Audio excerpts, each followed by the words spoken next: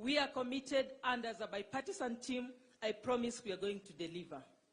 Lastly, before I sit down, I run a center, the GBV Center. I also want to take this opportunity to thank CS Owalo for having accepted to bring an ICT hub at Ndengelwa. That is going to give our youthful people in Bungoma at least an opportunity to have job creation, and we have them employed in that center. Alongside, we will also be running our GBV activities, which are major activities. We don't take it for granted that we have that center, that it has not been functioning. But finally, I want to take this opportunity again to thank the Western leaders who have come together and shown this unification. As a people, we are united. Major Waluke, thank you so much for uniting us as the leaders and the people of Western, under the leadership of Papa Waroma. Asanteni sana na Mungu wa amani akawabariki. Thank you. Thank you, thank you, thank you, Mama County. A big hand to Mama County, Catherine Wambilianga. And I must thank Your Excellency for putting one of our own, Mama Catherine Wambilianga, on the team that is to go and negotiate so we can have peace in Kenya. Thank you so much, Your Excellency. As we come to the end, I know there's a very, very critical sector. A very, very critical sector, before I call my chairman, a very, very critical sector, and with the permission, the teaching fraternity. And Honorable Mboko Milemba has requested he just says one thing. I know he sits on the speaker's panel. If I don't give him a chance, he will not recognize me when I get to Bunge. Honorable Mboko Milemba, please, kindly. Very well, and thank you, On Makali, for this chance. Your Excellency, the President of the Republic of Kenya, the Deputy President, and every protocol observed. Let me say, I know you are visiting my county on Tuesday. So here I'll speak on behalf of the teachers of Kenya. One, let's begin by thanking you that within 1 year of you being in government, you have actually employed 55,000 teachers. What was the situation before? Before, we were employing 5,000 teachers every year, meaning in 5 years we would employ 50,000. But for you, in 1 year, you have employed 55,000. We want to believe if you go like that, by the time we do 5 years, we shall have bridged the gap between the disparities that we had in the class and the teachers that we wanted. Number two, I know for the teachers of Kenya, you have also helped us with the issue of promotion. There are teachers in job groups who had been there for more than 10 to 15 years. But recently, within your budget, you gave us 1 billion. And we are hoping when we go to the supplementary budget, you will add us what remained as 1.2 billion to achieve the promotions. But we are happy that recently you promoted 14,000 teachers. But again now, you have advertised 36,000 teachers for promotion. And then there's 5,000, which are courtesy of the 1 billion that you gave us in the budget, and therefore 41,000 teachers are going to be promoted. Number three, and lastly, is the issue of the CBA. We had the first talks with the Teacher Service Commission last week. We are finalizing the talks on Monday, and we had a small challenge with them because you had given us 7 to 10% as a promissory note to cushion the teachers and all the workers of Kenya. But when we arrived there, we saw the percentage was small, Your Excellency. It was 2.4 instead of 7, and it was 9.5 instead of 10. And that's why we had that hiccup. But on Friday, we had another meeting with them, and we're closing up the ranks. The only thing we want to request is that there are that small group of teachers who are getting the smallest of that increment. How ukiwachapa kwa mara moja, sisi tunashukuru. That means they be given their increment in 1 term. Thank you, Your Excellency. Thank you, Honorable Mboko Milemba. Now I wish to take this opportunity kumwalika Mheshimiwa John Waluke, mjumbe wa Sirisia, akuja aweze tuongelesha kwa sababu yeye ndio mwenyekiti wa bunge mkoa wa Magharibi.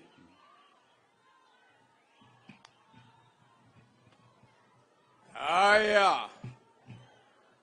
Nataka msalamie rais, nisikie vikelekele na shangwe na nderemo kona sote katika hii hema hii. Your Excellency, the President of the Republic of Kenya, Mheshimiwa William Ruto, Your Excellency, the Deputy President of the Republic of Kenya, Mheshimiwa Rikiji, Prime Secretary wetu, Mheshimiwa Honorable Speaker wa Kenya na mawaziri ambao wameandamana na rais wetu kwa kukuja na yeye hapa. All governors wale wameandamana na governor wetu Mheshimiwa Ken Lusaka. Wananchi wa Bungoma wote, nataka nisikie hiyo sauti tena, rais yako isikia, msalamie kwa wingi na sauti nisikie. Your Excellency, tumefurahi kukaribisha wewe hapa Bungoma. Kama wananchi wa Bungoma tumekukosa muda mrefu sana, na tumefurahia kwa kuja kwako na timu yako kutembelea sisi na kuleta maendeleo ambayo tulikuwa tunahitaji. Your Excellency, sisi watu ya Bungoma tunasema hivi, Your Excellency, ya kwamba tumefurahia na tumetosheka na leadership yako kama rais wa Kenya na serikali yako. Kwa nini niseme hivyo? Kwa muda kidogo mfupi, Your Excellency, umeonyesha ishara ya kwamba kila kitu kinafanyika.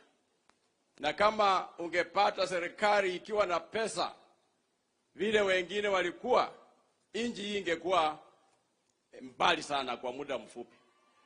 Na hujamaliza hata mwaka moja, lakini tunaona vile unafanya. Ile kitu tunakuombea Your Excellency na serikali yako ni kwamba Mungu akusaidie, awapee uzima na muendelee namna hiyo. Sisi watu wa Bungoma tumefurahia kwa vile kilimo ambayo tumelima mwaka huu ni ile ambayo hatujawahi kulima. Wananchi walikuwa wanashindwa na fertilizer, bei ilikuwa kali mno. Lakini sasa hiyo mbolea imesaidia sisi.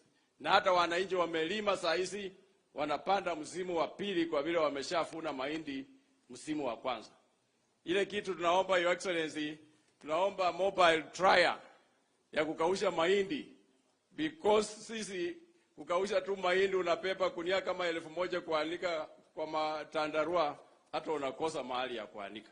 So tufikirie kwa mambo ya dryer, Your Excellency, ukirudi, na tunakushukuru na tunakuombea viongozi wetu sisi wote wale wamekaa hapa mbele. Naamini ya kwamba caucus ambao tuko nayo Your Excellency, sisi tuko na vijana wawili hapa barubaru, Wetangula na Musalia. Tumewaweka mbele na tunafanya kazi pamoja na wabunge wote katika Western hii kuhakikisha kwamba umoja wetu ulikuwa umepotea, watu walikuwa wanatuchekelea. Sasa tunarudisha hiyo na tunahakikisha kwamba hii kura ambayo inakuja 2027 Your Excellency itaingia kwa kikapo yako Ruto na Likiji kikapo kimoja this time. So wale walikuwa napanga mpango ya kutukawanya na kucheka, my friends, mko na taabu. We are going to vote as a block, as a family from Western Kenya, na tutaingiza Ruto na Likiji kwa hiyo kura ambayo inakuja. Kwa hivyo leo sio siku yangu, na wananchi muendelee kule mahali muko mkiuza zera za William Ruto na serikali ya Kenya kwanza. Huyu Ruto ako na mpango, ako na direction, ako na mission pamoja na mipango zile ambayo anataka kuendesha hii nchi. Sisi ile kitu Ruto anahitaji na serikali yake ni time and support. Kwa hii kinalikijia hawa, serikali hii inahitaji tuwapee time na tuwapee support. Wajana mambo ya makelele hapa na pale. Ukipea Ruto time na support ya wananchi wa Kenya, Ruto is going to deliver. Watu wanaongea kusema Kibaki alideliver, Huyu Ruto atadeliver hata zaidi ya kuliko Kibaki mara 5 ama mara 10. Wa Kenya mupe time and support na muone. Kwa hayo machache sitaendelea sana. Mheshimiwa Rais, tunakukaribisha Bungoma tena. Sirisia hujafika, lakini uweke kwa mpango. Faruk, kwa mpango ya Sirisia, Your Excellency, next time ukikuja, unajua sisi niko kwa mpaka. Ukuje namna hii, alafu itakuwa sawa sawa. Asante sana, Your Excellency, tunakukaribisha tena hapa. Asante sana ndugu John Koi Waluke, mbunge wa Sirisia. Nikimalizia Mheshimiwa Rais kipindi hiki cha wabunge, ningependa kutoa salamu za seneta wetu David Wafula Wakoli, ambaye alikuwa ametumwa nje kwa kazi za nchi na nafikiri yako njiani anakuja. Tunapokea salamu zake David Wafula Wakoli, seneta wa kaunti yetu ya Bungoma. Pia kabla hatujamalizia hiyo kipindi cha mabunge, tuna mbunge maalum sana ambaye mimi siwezi mtambulisha. In the House, we have the majority leader of the National Assembly, Mheshimiwa Kimani Ichung'wah. Mheshimiwa Kimani Ichung'wah mimi sitamuintroduce, atakuwa introduce kwa njia specific kabisa kwa sababu yeye ni kiongozi wetu kabisa kule katika bunge. But wacha tuone vigelegele ya Kimani Ichung'wah. All the way from Kikuyu. Asante, asante. Mheshimiwa Rais, nikimalizia, napenda kuungana na wajumbe hawa wote kukukaribisha tena katika kaunti yetu ya Bungoma, hasa katika eneo hili la Kandui. Si rahisi Mheshimiwa Rais, ungeamua ende kwingine, lakini ukaamua uje hapa kwetu na hapa Kandui. Mimi nashukuru sana kwa niaba ya watu wa Kandui. Nina maswala matatu tu Mheshimiwa Rais. Shule zinafunguliwa kesho. Wakulima simu karibu 100 tunapokea ni juu ya watoto kwenda shule. Na ni wakulima wa miwa wa Nzoia. Mheshimiwa Rais, vile umefika, you have proved all those naysayers walikuwa wanasema hutakuja. Rais amefika ama hajafika?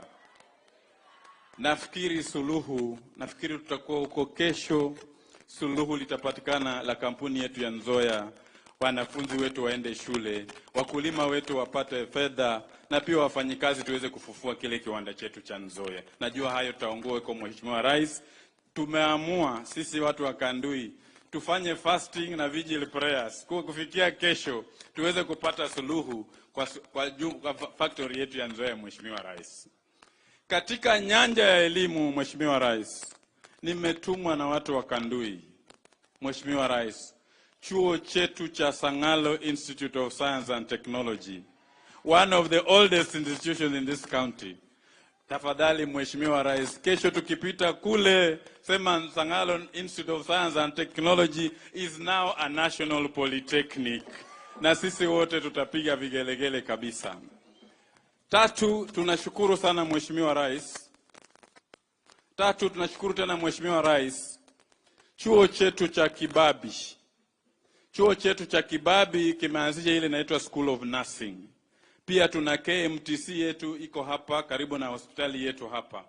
Mheshimiwa Rais, naona waziri wetu wa afya yuko hapa, tumenongonezana kidogo. Serikali yako iweze kutusaidia to establish the School of Nursing at Kibabi University. Then we can work up with the KMTC and the County Referral Hospital so that we can have healthcare providers wakuwe trained hapa na tuweze kusonga mbele. Kitu cha 3 Mheshimiwa Rais, juzi vile tulikuwa na maandamano, watu wetu hata kwenda kupata passport kule Kisumu hawakuwa wanaweza.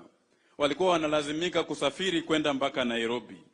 Mheshimiwa Rais, mwaka wa 2017 tulianzisha an immigration office hapa Bungoma, iko hapa.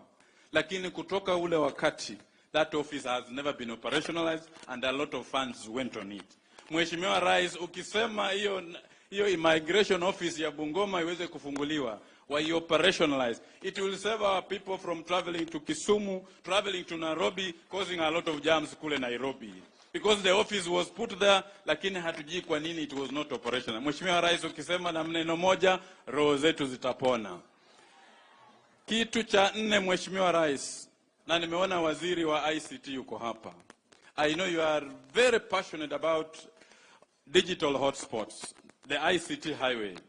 Tuko hapa katika Bungoma, and we are happy, Your Excellency, you made provisions in the budget for digital hotspots in all these urban centers. Tunaomba na waziri wa ICT yuko hapa. Ukiondoka hapa Mheshimiwa Rais, tuone kuanzia kesho Bungoma town iko wifi yote, hawa vijana waweze kupata kazi, waweze kujisaidia, tuweze kujua nifanya namna gani.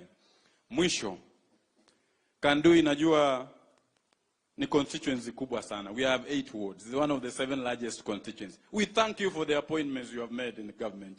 I know we have our own Dr. P.S. Mukwana who comes from here. Lakini iko sehemu moja ya Kandui, yuko lower Kandui, yuko inaona imeachiliwa nje kabisa. The lower Kandui side, the former East Bukusu location. Mheshimiwa Rais, nimekuwa nikiwaambia kwamba in our father's house there are many rooms. Tafadhali ukipata room moja hata kama ya ambassador mmoja, utupatie watu ya kutoka hapa Kandui pia waseme tuko ndani na katikati ya serikali. Mheshimiwa Rais, tutafanya kazi na wewe. Sisi kama your foot soldiers on the ground, we are because you are, and we want also to support you, tuhakikisha kwamba tunafanya kazi sisi wote pamoja tuweze kusongesha nchi yetu mbele.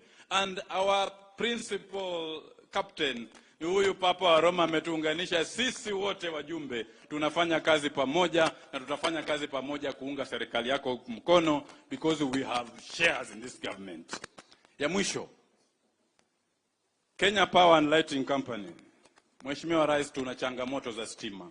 Hata juzi ulisikia airport mzima stima hakuna. We have those challenges, and even in this constituency, Mheshimiwa Rais, we did not benefit quite a lot from the last mile provision.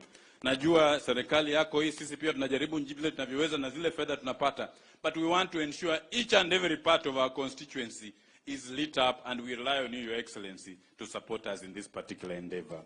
We don't take it for granted, Your Excellency. Tunasema endelea kukuja tena, sisi ni watu yako. We will keep working with you to support the bottom-up economic transformation agenda ya serikali yako hii. Na kama sijasahau, when we moved around campaigning, tulisema hawa wafanyabiashara wadogo wadogo. I know, Mheshimiwa Rais, we have to have development. We have made provisions for markets. Tuna soko mbili kabisa katika constituency yangu, Mheshimiwa Rais, ambayo wanasema kila wakati tunatafuta kura tunaenda huko, tukipata kura tumeenda. Soko yetu ya Chebukube and our main market hapa sokoni. Mheshimiwa Rais, kama tungeweza kufadha fedha to put up a modern market, tutatoa watu wote kwa streets, tuwaweke mahali pamoja, waweze kufanya biashara, waweze kujifunia kwamba wako katika hii serikali. And we must thank Governor Lusaka, is doing quite a lot in that respect. Lakini najua tukifanya partnership na cooperation, national government na county government, we will make a difference in our people of Bungoma. Asante sana Mheshimiwa Rais, sitaki kuchocha na maneno. Najua tutakuwa na wewe kesho tutembee. And I must thank you, Your Excellency, again for thinking of putting an industrial park in our own constituents. We will be welcoming you tomorrow at Sangalo, na tunakupenda zaidi na tunasema kuja zaidi Mheshimiwa Rais.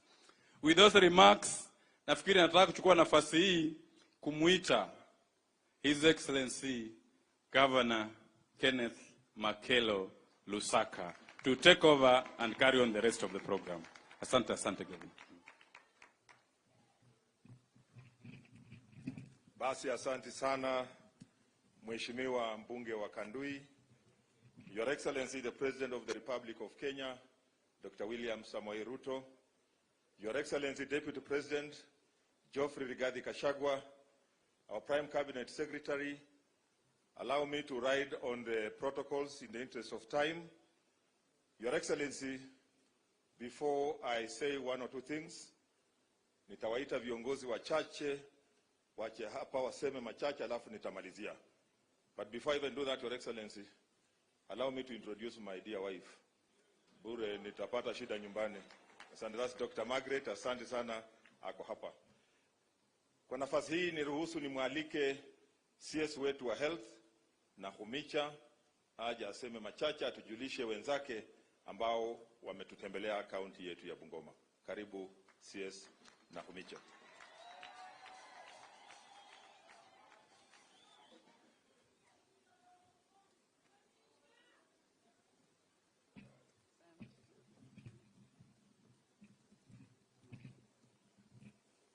Your Excellency, the President of the Republic of Kenya, Dr. William Samoei Ruto, the Deputy President, Honorable Gachagua, Prime Cabinet Secretary Musalia Mudavadi, Speaker of the National Assembly, Party Leader of Ford Kenya, Moses Masika Wetangula, all governors present, members of parliament, my colleagues, na watu wote wa Bungoma.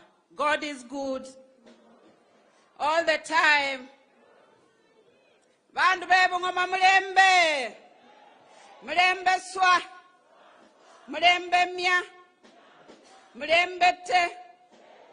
Muli moyo. Mwasangalile bakeni. Samupako sikala sia raisi. Asante. Your Excellency, allow me to introduce my colleagues who are present. I would like to begin with the Chief Administrative Secretaries who are here. Please stand up so that I can introduce you. The CASs who are here. Your Excellency, we have CAS Alfred Agoi, karibu sana. Your Excellency, we have CAS Anne Wanjiku, who is also my county-mate, karibu sana. Your Excellency, we have CAS Jacqueline, karibu sana. Your Excellency, we have CAS, who is also a daughter of this soil, Nancy Kibaba, thank you very much. Your Excellency, we have CAS, who is also my county-mate, Wesley Korir, karibu sana. Your Excellency, we have CAS, son of the soil, Sudi Wandabusi, karibu sana. PSS present. Your Excellency, we have PS Omolo, Interior, karibu sana. Your Excellency, we have PS Beatrice Nyangala of Higher Education, karibu sana. Your Excellency, we have PS, my namesake from Busia, Susan Mangeni, karibu sana PS. And Your Excellency, we have PS, son of the soil, Professor Kisiangani, karibu sana. In absentia, allow me to recognize one of our PS who is also not here, Muhwana, and also my own PS, Kim Tai, who is also son of this soil. Lastly, Your Excellency, let me introduce my colleagues who are here from the Cabinet.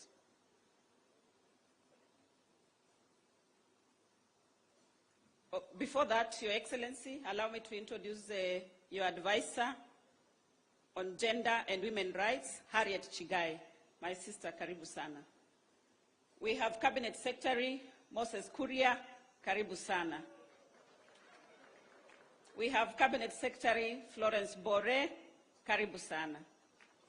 And lastly, we have Cabinet Secretary Eliud Owalo, karibu sana.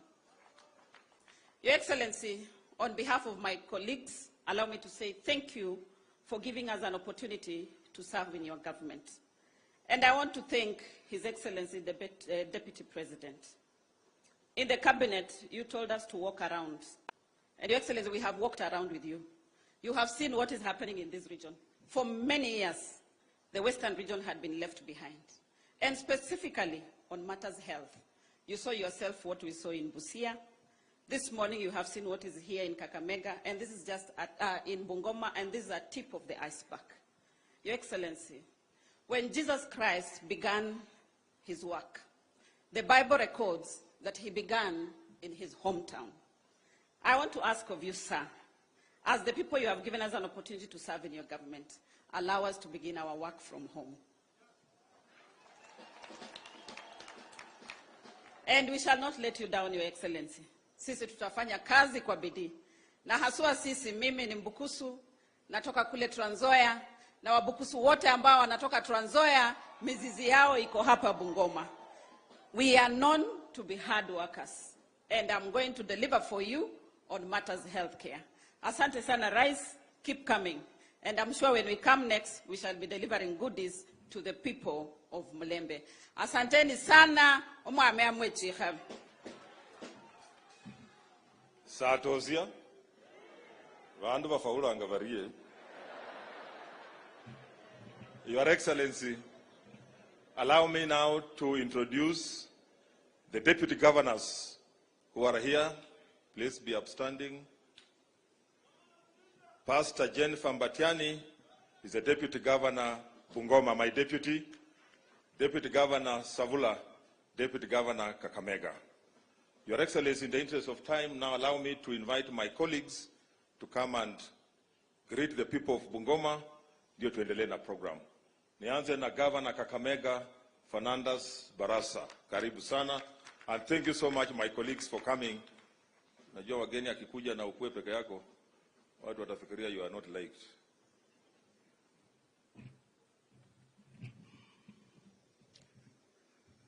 Mheshimiwa Rais wetu wa Jamhuri ya Kenya, Daktari William Samoei Ruto, Deputy President rafiki yangu Rikiji, Prime Cabinet Secretary, magovernors wenzangu, waheshimiwa wote, the clergy na watu wa Mlembe, hamjambo?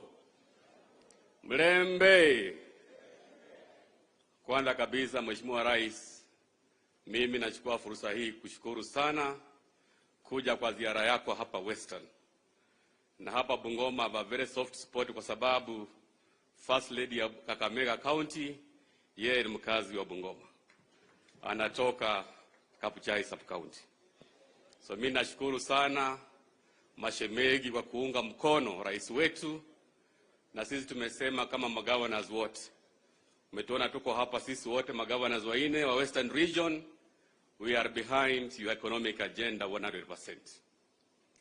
Pili, kama mwenyekiti wa kitaifa wa chama cha the Council of Governors, Mheshimiwa Rais, on matters finance economic planning, tunakushukuru sana kwa vile unaunga ukaduzi mkono na umetolea pesa kama magovernors wote. The timely release of funds imetusaidia kama magovernors to make sure that we improve the services in the county level na pia kufanya kazi kwa wananchi. We want to promise we are going to work with you. We support your bottom-up economic transformation agenda kwa sababu inatilia mkazo mambo ya ugatuzi. Na mwisho kabisa, sisi wa Western Region, we want to appreciate msimamo ambao umetoa kwa sugar industry zetu by waiving all the debts, almost 100 billion Kenya shillings. We really want to appreciate you, na umefanya kazi yetu kwa rahisi. Siku ambayo tutakuwa na economic ama ile sugar conference yetu tarehe 8 na tarehe 9 mwezi ujao, we have solved 90% of our problems. Kwa hivyo mimi nashukuru sana, and I want to assure you this time round on behalf of Kakamega people, tuko nyuma yako 100%. Asante sana. Next ni muite Governor wa Busia, Daktari Paul Otuoma. Karibu sana.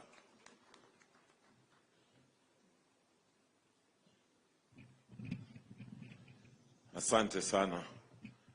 Mheshimiwa Rais, Mheshimiwa Makamu wa Rais, our Prime Cabinet Secretary, all protocols observed. Mungu ni mwema na kila wakati.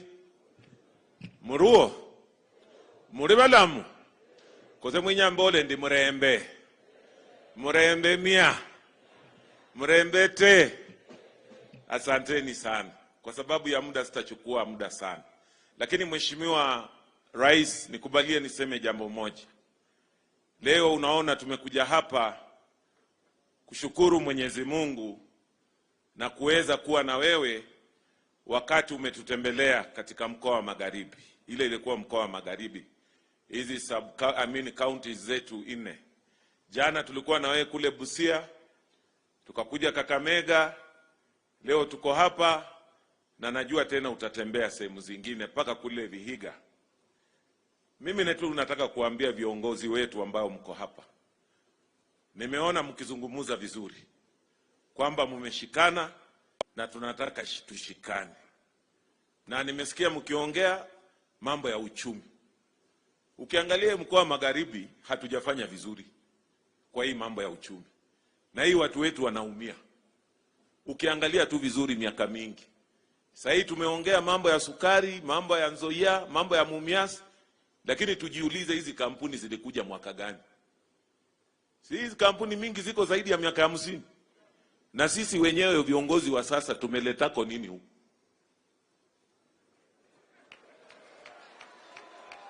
I mean, let's be honest. Tumeleta nini huku? Kwa sababu hizo zililetwa na baba zetu, nimeona wakina wa Mang'oli wako hapa, hao ndio walingangana na hiyo. Na sisi kama viongozi wa sasa, what have we done for our people? So, mimi nikisimama hapa, unajua mimi pia nimepima na tumekuwa around. Kuna hii kitu inaitwa transformative agenda, economic transformative agenda. Na mimi nimepima na nimeona rais akiongea vizuri. Na tumetembea hii dunia na tunaona vile watu wanazungumzia Kenya. Wanasema hii kitu tukipanga tu vile imepangwa vizuri, na sisi kila mtu afanye kazi yake, Kenya is ready for a take off. Sijui kama mnaelewa hiyo kizungu. Yaani Kenya iko tayari ku take off. Sio rahisi lakini mipango iko. Na sasa ile Kenya ina take off, sisi tutakuwa wapi? Sisi kama viongozi hawa tutakuwa tumejipanga namna gani? So mimi nitasema tu, najua tutakuwa na mkutano Wednesday. But this is our moment. Waziri amezungumza hapa wa health, ukiangalia institution zetu bado ziko na asbestos. Na asbestos walibani kitambo kwa sababu inaleta cancer. Lakini ukienda mabati zetu bado ni asbestos katika health centers. Ukiona any new industries that we have brought, there is none. Now we are talking about county industrial parks. We are talking about county integrated industrial parks. We are talking about improving productivity. Watu warudi mashambani, tufanye ukulima wa kisasa. Watu wapewe vifaa, mbolea, mbegu, tractors, extension workers. Tuanze kuproduce na kujenga mafactories mpya. So that pia watoto wetu watakuwa wanakuja wanasema ile KIPS yetu inaendelea sawa sawa. Isikuwe tu ati Mumias na Nzoia, these things are 50 years old. Haziwezi andika hii watu yote. They are good, but we must think beyond the box. Si iko namna hiyo vijana? Hatuwezi endelea tu na hiyo. Na hii Western lazima pia sisi tujipange kisiasa. Because politics is about people and economic empowerment ya watu. Sijui sisi tunafanya siasa ya mapenzi ya kutongozana ama tunafanya siasa ya kusaidia watu wetu. Because siasa si ni kuangalia maisha ya watu. So sisi tujipange.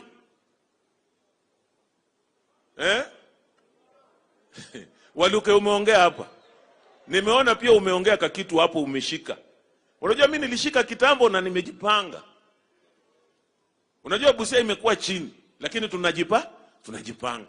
Lakini hata hapa Bungoma. But if we come together, we are going to make a big change in this country. We are going to contribute to this transformative agenda. Na hii watu wetu watabadilika. And I think His Excellency the President means well. Hapo tusidanganyane. Siasa ni kando tu, but the current President of the Republic of Kenya means well for this country, William Samoei Ruto. That is the truth. And he is hardworking. Anatembea kila mahali na ni vitu tu ya kuzungumuza hiyo maendeleo. So even hata wale ndugu zangu bado wanafikiria ati bado tuko siasa na watu wetu wanaumia. Siasa itakuja tu na tutafanya. But for now, those of us who have been elected, let us do something to transform the lives of our people. Na wewe ukiwa umechaguliwa kiongozi, uko na mamlaka kutoka kwa raia. Sijui tena unaangalianga nyuma kwa mgongo, unaangalia nani tena? Na uko na mandate kutoka kwa watu. Let us work together. Me, that is what I can urge. So mimi mkiniona niko aligned, mimi ni mambo hiyo ya maendeleo. And Your Excellency, I will work with you. I will support this economic transformative agenda. Na hiyo tu ndio kazi nimebaki kufanya hii dunia. Tukimalizana na hiyo maneno, hata Mungu akiniita mimi sina shida. Tutakuwa tumemaliza. Your Excellency ni hiyo tu kwa sababu muda ni kidogo, sitaki kusema zaidi. Lakini pia kubali tu nitambue tena Bishop Sireka yuko hapo. Simama tu, huyo bishop anatoka kule Busia. Na jana ulisikia nikizungumzia maneno yake. Yes, ndio huyo bishop. Atakusalimia one of these days. Ile maneno tulikuwa tunazungumza Busia, ndio huyo. So tuko tu pamoja. Si unaona sisi ni watu moja, tukimangamanga tunapatana tu. Asanteni sana, Mungu awabariki. Bwana Yesu asifiwe. Si mnaona miujiza inafanyika katika hii tent. Tunakuwa sasa aligned kabisa. tunaelekea barabara moja. Wa mwisho kwa magovernors ni Dr. Otichilo kutoka Vihiga. Asante.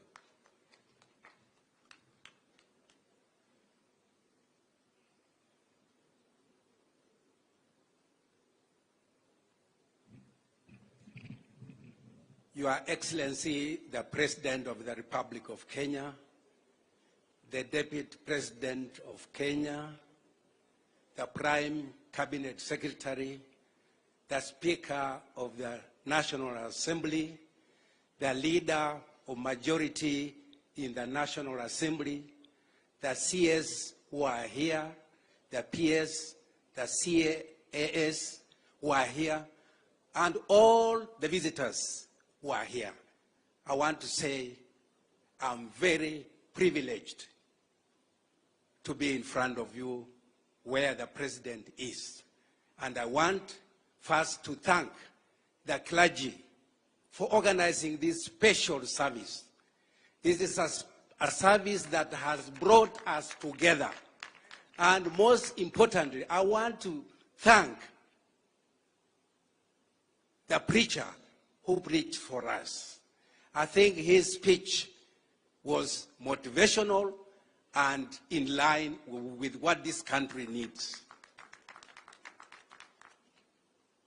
As governors of this great region of Western Kenya, Your Excellency the President, we have decided we are going to work together, and we are going to work with you, and we are going to support you. We have said politics ended last year. Now is work.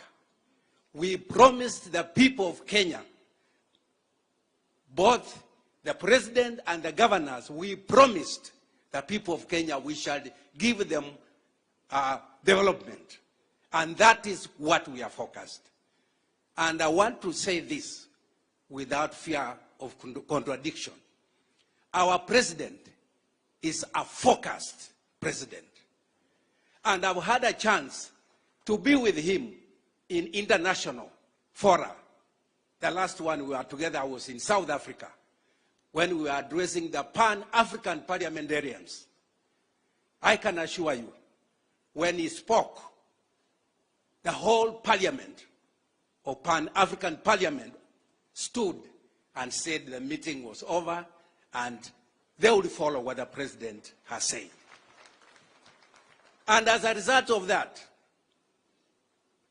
our president, who is a scientist like me, is organizing the first meeting of Africa Climate Summit for Africa in this continent, which has never happened from 4th to 8th. And is going to bring all the presidents of Africa and the world to come and talk about climate change. And for the first time, Africa is going to take a position. And as we go to Dubai, our president will be leading Africa to present the African position. So Kenyans, I want to assure you, we have a unique president. And unique in the sense that he's a scientist. And for us scientists, we are very systematic and very clear in what we do. So I want to say, Kenyans, let us support our president. He has good intention. As my brother Otuoma said, I don't think this country has ever had a better president than the current president who is here. The bottom-up approach to socioeconomic development is a noble idea. And is a noble idea enshrined in devolution. And when we were in Eldoret 2 weeks ago, His Excellency the President was there, and he committed himself to support devolution. And indeed, for the first time, I'm a second-term governor. This is the first time in this regime that we have received our shareable revenue up to the end of June, everything. That has never happened. That has never happened.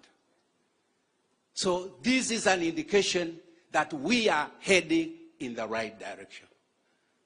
So ladies and gentlemen, for me, I want to say, as a governor, I'm supporting my president 100%. And I'll be talking more when he comes to Vihiga on Tuesday. He's going to say yale ya nyumbani. Asanteni sana na Mungu ambariki. Your Excellency, you know, this is a representative democracy. And when leaders speak the way they have spoken, they speak on behalf of their people. Therefore, Western region has spoken. Your Excellency, I'm a political scientist and a historian. Unfortunately, I'm not a scientist, but history is also very important. And I want to remind you history. Your Excellency, last year, tomorrow, you are in Bungoma County. You visited us on 28th of August, 2022. Today is 27th August, 2023. You have come back to visit us, exactly 1 year down the line. We have many counties that you would have chosen to go to as a priority, but that you have come here, we don't take it for granted. Your Excellency, I want to, because we are in church, I just want to say two things, and then moja kisiasa, and then niite wengine. Proverbs 29:2 says this, and I know you know this, Your Excellency. When the righteous are in authority, the people rejoice. But when the wicked beareth rule, the people mourn. Your Excellency, we are happy rejoicing because you fear God and respect God and the Deputy President.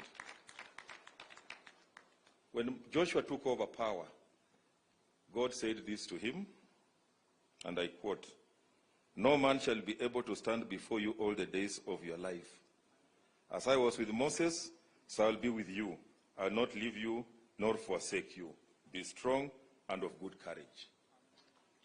God is assuring you kwamba atasimama na wewe, na amesimama na wewe kuendesha Kenya hii. Nataka nikushukuru kwa sababu tomorrow, Your Excellency, you will be with us the whole day.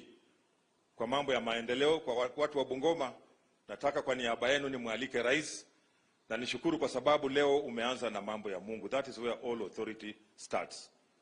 Kwa niaba ya bunge letu, nikushukuru for accepting kufungua their chamber.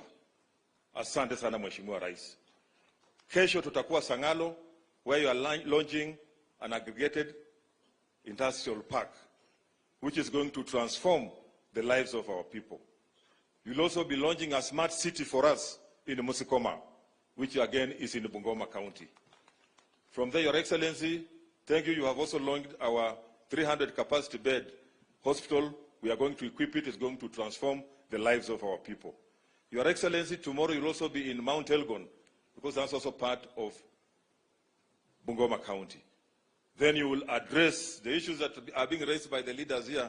You will then address Nzoia, which is our economic lifeline. And I know to have chosen to go to Nzoia, you're of course going to give us good news. I don't want to preempt what you are doing. Already some good work is going on there, courtesy of yourself. Sisi kama viongozi, ma-governors, pia naungana na wenzangu, kukushukuru because I was also a first governor here. We used to get our reimbursements in September. Wherever you would take leave from June, urudi September wakati pesa imekuja ndio ulipe mishahara. This time you paid us up to July. Tumeanza kufanya kazi, umemalizana na deni yetu. Sasa usipofanya kazi, we cannot blame you. Na tumeanza kufanya hiyo kazi. Sisi hapa duka ya vitina na propaganda tumefunga. Hiyo duka tumefunga na kioski ya vitina na propaganda. Tukupe nafasi. And I agree with you that, you know, leadership comes from God. Mheshimiwa Rais, wewe una Mungu na Mheshimiwa Geoffrey Rigathi. For those of you who don't know, he will tell you, we were classmates na Deputy President. We were classmates na huyu Chikati. Tulisoma class moja. Mheshimiwa Rais, umeuliza uongozi wa nchi hii mara moja na ukakuwa rais. Mheshimiwa Deputy President amekuwa MP one term na amekuwa Deputy President. Kama Mungu ameweka mkono, usijaribu kuweka mguu. It will not work. Bwana Yesu asifiwe. Romans inasema 13:1 and 2, leadership comes from God. And if you oppose, you bring a curse unto yourself. Kwa hivyo hawa wameteuliwa na Mungu. Na mimi Mheshimiwa Rais, vile wenzangu wamesema, mimi unajua tumekuwa na wewe. Nilisukumwa kidogo karibu nipoteze barabara. Lakini Mungu, kwa mapenzi ya Mungu, nikaenda right direction. Ningekuwa ninaumia mahali. And I'll forever be grateful kwa sababu wewe, hata wakati 2017, kama hamjui, 2017, when I didn't make it as a governor, I called the president, who was the deputy president then. Akaniuliza kura tofauti ni ngapi? Nikamwambia 20. Akaniambia take the next flight and come to Nairobi. Nikaenda. Akaniambia wacha, Mungu atakupigania. Akaniambia I want you to be my speaker. Nikasema speaker ya nini, ya wapi? I've never, maybe speaker in my house. I've never been a member of parliament. I'm not a lawyer. Akaniambia nataka ukuwe speaker na usiambie mtu yeyote. Ukiambia mtu hivi vitu itasabaratika, I will not give it to you. I never even told my wife. Nikataka kusema lakini nasema itajulikana. Alafu nipoteze. Thank you, Your Excellency. I will owe it to you for giving me that opportunity to serve as a Speaker of the Senate. I know the President endorsed, but it came from you. And for giving us the honor. Naona vile imetoka tena, Your Excellency, umetupatia Baba wa Roma tena kama Speaker wa National Assembly. It's not every day that these things happen. Bungoma tuna baraka. Nikimalizia. Rais Kibaki, I told you I'm a historian. When he needed 25% in the 5 regions to get the threshold, it was given by Bungoma. If you remember. Wakati kura imepigwa, ile huyu Baba wa Roma tulikuwa tunaamuka saa 11 asubuhi na hao waheshimiwa. Tukienda kufanya campaign. And we delivered, Your Excellency. We have not changed. Even the numbers have increased. Na tuko na wewe, ukienda chini tuko na wewe, ukipiga kona tuko na wewe, ukienda hivi tuko na wewe, because we know you mean well for us. I mean, for the people of Bungoma, I will not let you down. I'll work hard. I'll work with the President and the Deputy President and the national government to transform our lives. And those who know, those who are truthful, know what I'm doing in the Bungoma. Those who want to talk about propaganda, we close the shop. Please forget about it. Tuende mbele. Wakati huu nataka nichukue nafasi hii kwa sababu kesho tutakuwa pamoja. Nilete leader of majority National Assembly Kimani Ichung'wah aje aendeshe program kutoka hapa. Asanteni sana.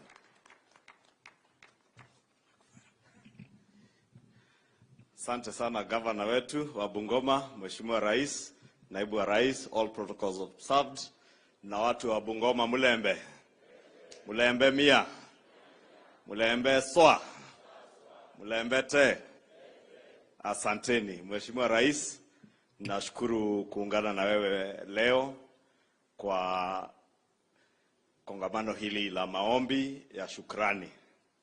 Na tulivyoambiwa na Bishop, ni kweli hakuna jambo nzuri kuliko kuja kusema asante. Na nakumbuka Mheshimiwa Rais, wakati tulikuja hapa Posta Grounds, wakati wa campaign, na Papa wa Roma akasema, my people, our people, it is decided. Nilijua hii kitu imeenda. Na ni kweli ilienda haikuenda.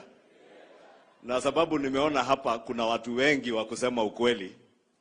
Nimesikiza Governor Otuoma, nikasema huyu Governor Otuoma ni ndugu ya Deputy President Rigiji. Ni watu wa kusema ukweli. Na pia Papa wa Roma siku ile wakati aliwaambia, my people, our people, it is decided. The next president of the Republic of Kenya shall be Dr. William Samoei Ruto. It was decided. Na nimesikia governor wetu pia ametuambia that wakati Mungu ameamua na amekuwekelea mkono, wewe usijaribu kuwekelea mguu. Sasa shida governor, iko mtu amejaribu kuwekelea mawe na maandamano. Na hakujua Mungu alikuwa ashaamua. Na nilisikia Mheshimiwa akisema hapa ya kuwa alipelekwa Bondo na wheelbarrow, ametafuta kona, amerudi Nairobi. Nafikiri Mheshimiwa Rais, shida ilikuwa ni sisi. Tulimpeleka na wheelbarrow, tukamfikisha nyumbani na wheelbarrow ile ya mguu kubwa, alafu tukasahau kubeba wheelbarrow yetu. Sasa ametumia ile wheelbarrow, amebeba mawe nayo, ameleta Nairobi. Lakini nafurahi Mheshimiwa Rais, sababu ile mawe ameleta juzi. Wewe na Rigiji mmesema mko busy. And I want to agree with Governor Otuoma that as focused as you are, as well-meaning as you are, ile kitu Governor amesahau ni kusema na wewe pia sio mlevi.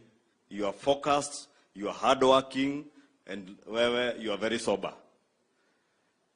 And as focused and as hardworking as you are, Your Excellency, together with your Deputy President, nataka nikuambie sababu mimi na dada yangu wa Mbilianga hapa, mama wa kaunti hii ya Bungoma, tumesema tutaongea na Kalonzo na tutasemezana pole.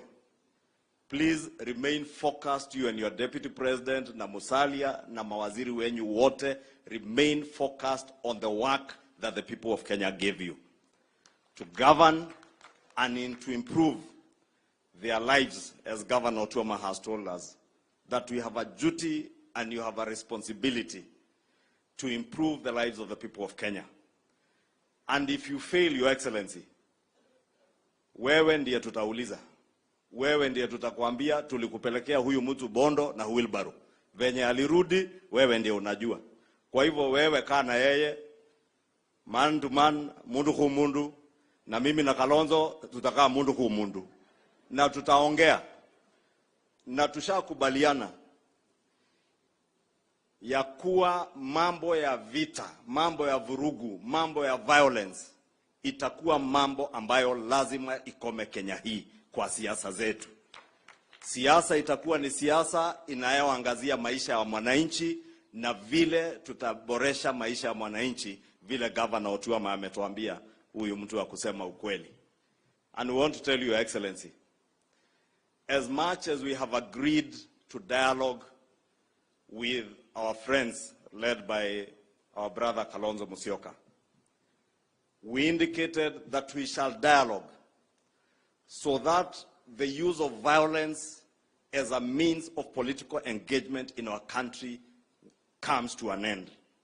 And we shall continue to engage so that it is clear to our colleagues and our friends that violence can no longer be tenable as a way of negotiating yourself into power. And we made it clear, Your Excellency, from our first meeting, that we shall not engage in an environment of blackmail. And it is sad, yesterday niliona huyo mtu wa maandamano na fujo threatening the people of Kenya with blackmail in Kitengela. And I want to tell my friend Raila Odinga, please don't blackmail the people of Kenya using violence. We shall engage with you and your people only if you do not blackmail the people of Kenya using violence. If you want to blackmail the people of Kenya using violence, if you have a predetermined outcome of what you want out of the talks, things will not work that way, my brother.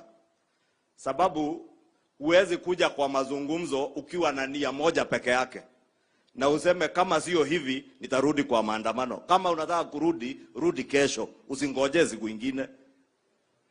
Na akirudi, utapatana na wenye wako wanapambana na maandamano. Au sio? Therefore, we must make it clear, Your Excellency, we are not dialoguing with our colleagues from a point of weakness. We are dialoguing with them because we want to ensure that violence becomes part of our past and not our future. That we focus and we allow you to govern in peace and to govern to improve the lives of our people, but not every other election time people use violence to blackmail others and negotiate themselves into power. Na ndio maana tulisema kama kuna mazungumzo tutazungumza, bora tu kwa ile meza ya mazungumzo hakuna mambo ya kugawa mamlaka ama kugawa serikali ama nusu mkate ama handshake. Na nimesikia hata hapa Bungoma hamtaki handshake, ama mlikuwa mnataka? Bungoma mnataka handshake? Mnataka nusu mkate? Si muliitwa my people, our people, it is decided. Therefore my people, our people, it is also decided. There shall be no handshake, there shall be no nusu mkate, and we shall not engage on the basis of blackmail, especially using violence to blackmail the people of Kenya. Kwa hivyo, Your Excellency, nimalizie kwa kusema wewe karada, focus na kazi. Hiyo barabara umesikia hapa Bungoma, lami haichomwi, nimesikia hapa hawachomi barabara, hata hawangoi reli, hata hawarushi mawe, hata hawafanyi looting kwa maduka. Hawa wanajua kwenda shambani, kuandamana kwa shamba na jembe, walime ili bei ya gharama ya maisha irudi chini. Na hiyo ndio kazi muhimu, Mheshimiwa Rais.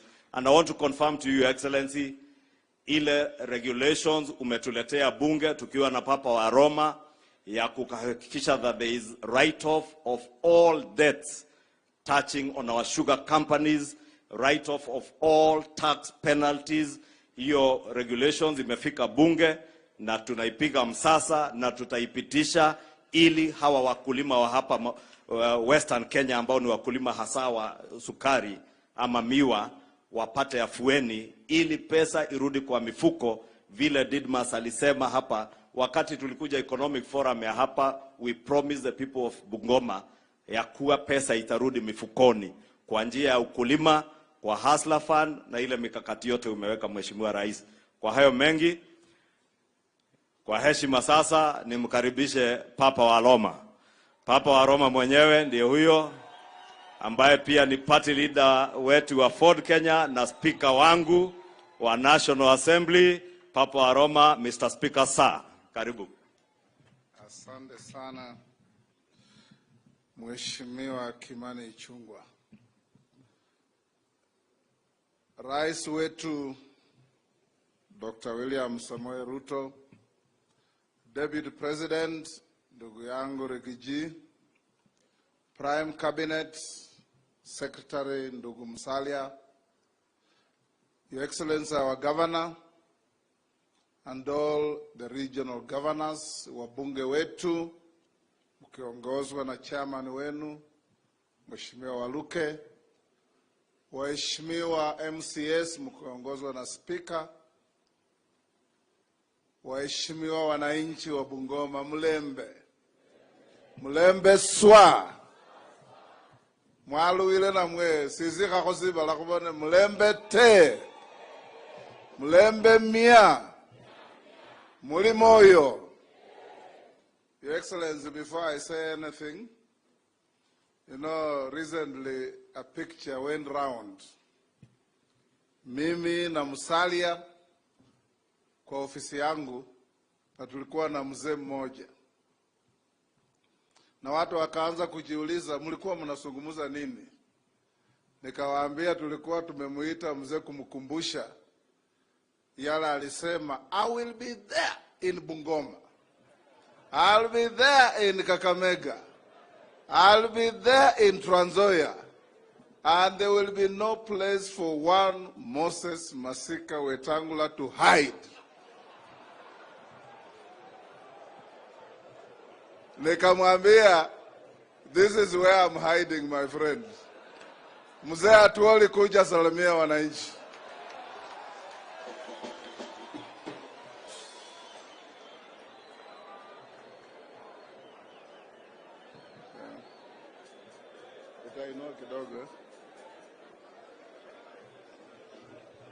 Huyu mzee atuoli, I have been his lawyer for the last over 30 years. Hata wakati alikuwa anasema there will be no place for me to hide, jiona ananiuliza mambo ya sheria inaenda namna gani.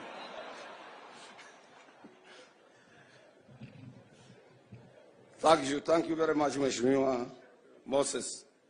Moses amekuwa wakili wangu wa siku nyingi sana, na amenishindia kesi nyingi sana, na akiniangalia hanioni mimi kama mzee, anaona vile alivyokuwa ananiona zamani nikimtafuta yeye akiwa kijana mdogo, hata wakati alipotoka katika law school.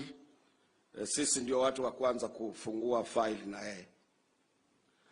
Na Rais, welcome to Western. Na you are deputy, you are able deputy. Na Mheshimiwa Musalia Mudavadi, Moses yuko hapa, na mawaziri wako wote na timu yako yote na governors. Na mimi I will be very brief, because yale ningeliongea mengine Omboko Miremba ameshika kidogo inayohusu upande wa wafanyikazi. Mengine governor wa Busia Dr. Tuoma amesema. Na mimi nataka kumshukuru the leader of majority kijana Ichungwa, ndiye amefanya nifike hapa kwa time, kwa ajili niliingia usubuhi kutoka Misri ama Egypt. Nimekuwa German for 1 week na pia nikawa Egypt for 1 week. Na your excellency, mambo ya uchumi sio mchezo, hata fadhali sisi kidogo. Wafanyikazi wakisikia nikisema hivyo watanimaliza. Lakini kule Egypt, haswa Cairo, watu wako na shida kubwa sana, hasa wafanyikazi. Nilikuwa nafungua conference kubwa ya wafanyikazi kama mnenaji wa Afrika. Mambo ya uchumi ni shida duniani yote, hata kule Germany. Na kitu kitaokoa sisi ni ile njia Mheshimiwa Tuoma amesema. President na serikali ya national inataka iwe garanta wa kazi zile zinazofanywa na viongozi.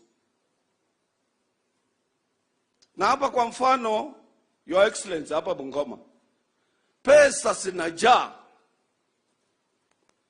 Ukienda pale walipokuwa wanaita Samani Brodrick Falls huko Webuye ukiwa wadogo, ufuate hiyo Nzoia mpaka Lake Victoria, mtu afunge huko, governor wa Siaya, governor wa Kakamega, governor wa Bungoma, governor wa Trans Nzoia, wafunge hiyo maji, wapanue hiyo river, waweke cruise ship vile Waarabu walifanya kutoka Aswan mpaka kwenda huko mbele, ambapo Waarabu wana attract 1 million tourists a month, wakati sisi tuna struggle Kenya kupata tourists 1 million. Hiyo river peke yake uweke cruise ship, funge maji, uweke 5-star hotel juu yake, pesa zitajaa katika eneo hii, wananchi watapata kazi. Kwetu kule Bungoma iko jiwe moja inaitwa Crying Stone. Jiwe moja inaweza kuwa inafanya sisi watu wa Kakamega tunaweka 50 million shillings a month ama week. Kufunga hiyo jiwe, weka hoteli mzuri hapo, ipatie advertisement, the only crying stone in the world. Watu wanakuja, wanaona, wanawacha pesa. People make billions of money. Kwa Mheshimiwa Deputy President Rigathi, Mount Kenya, weka cable car kama moja nimeona Germany, weka hoteli juu ya Mount Kenya. Cable car inapeleka tourist kula huko na kurudi chini, billions of money.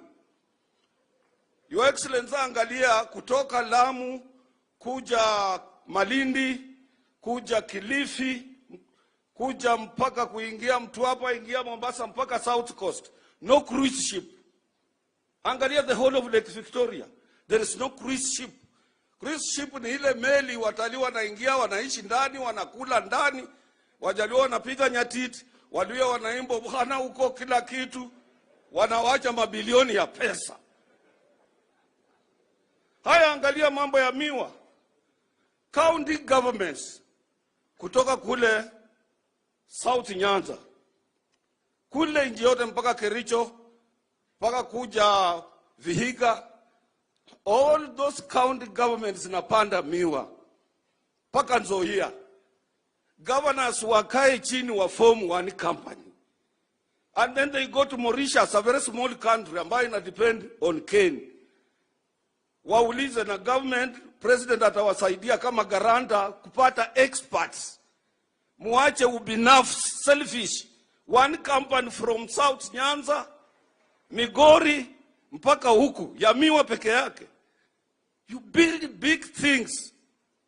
Your Excellency, wakati mwingine President Moi alisema hii black skin is associated with poverty. Selfish. Watu wakapiga makelele, oh, we were governed 70 years, na British na mkoloni tutatoka namna gani? Simple things we can do to create economy for our own people. We are not thinking about it. You can talk 1,000 times about Mumiasa, about Nzoia, about Sony. These are obsolete industries. Watu wanataka kuthink big. Let governors come together in your sugar conference, form one company.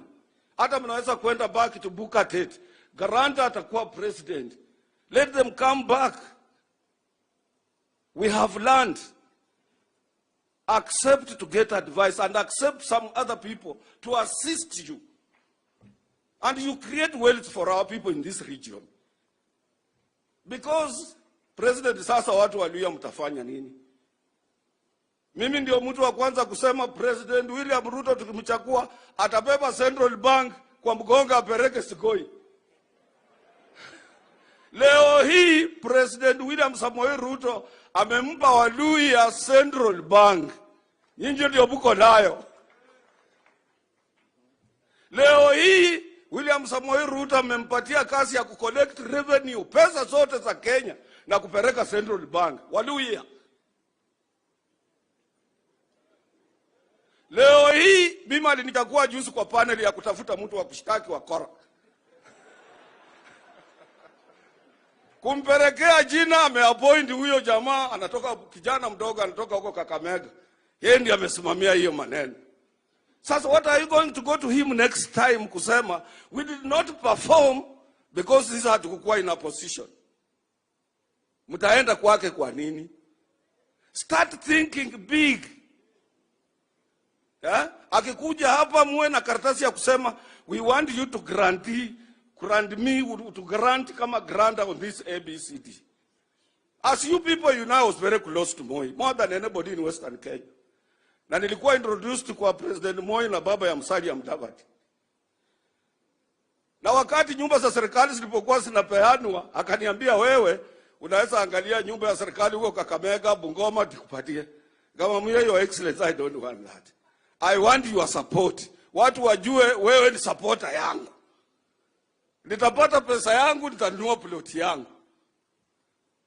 This is all what you need from President William Samoei Ruto. That support from him as a grantor of another business. And let me tell you, sisi Waluya tumeamua, Your Excellency. I know sisi tulikuweka kando. Ukatoka kando ukapita kwa sisi ambao tulikuwa na president. 2027 tena sisi tunaweza wewe namna gani?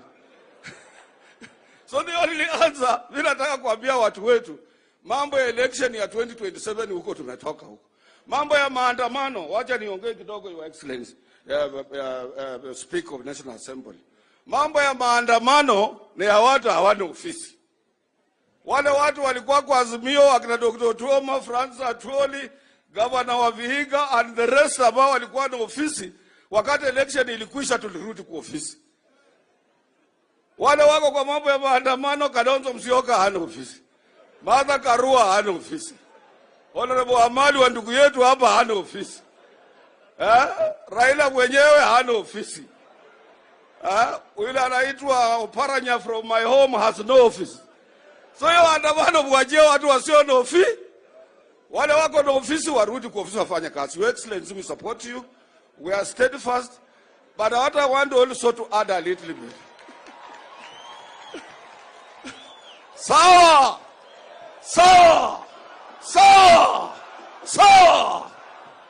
Kitu nataka kuongeza kidogo, Your Excellency. When you were in Geneva, you spoke about issues concerning this continent related to economic and financial fairness. Don't abandon that subject. It gave you a name internationally. Everywhere I go, they know your name now everywhere. Even in German, I was being asked about you. Stand up for the rights of this continent as you did. You are young, fight. People are there under international organizations such as those ones that we serve We will continue supporting you. May God bless you.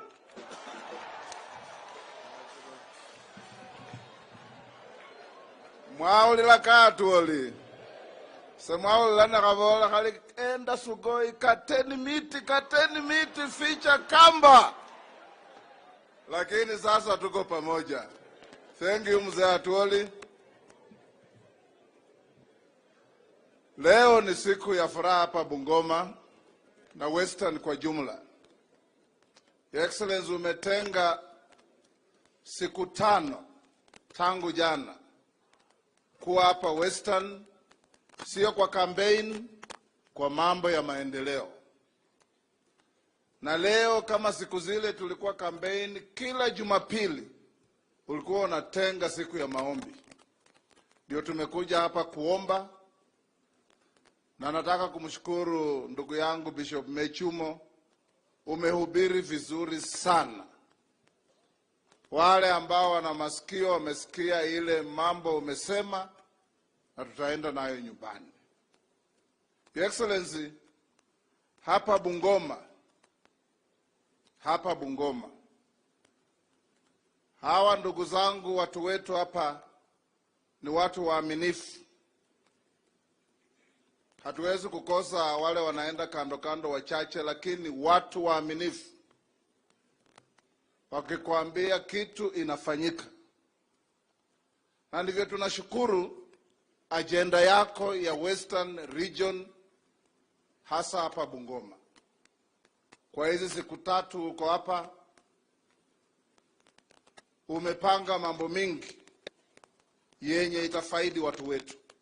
Nzoia iko kwa agenda, Mount Elgon iko kwa agenda, town hapa iko kwa agenda, Sangalo iko kwa agenda, barabara ziko kwa agenda, maji iko kwa agenda. And above all, you have respected Bungoma and allowed your government next year to celebrate Madaraka Day in Bungoma. Na hiyo pia itakuja na trappings zake. Tayari ofisi yako imetuma top level. Huyu PS Omola alituma senior people from the OP.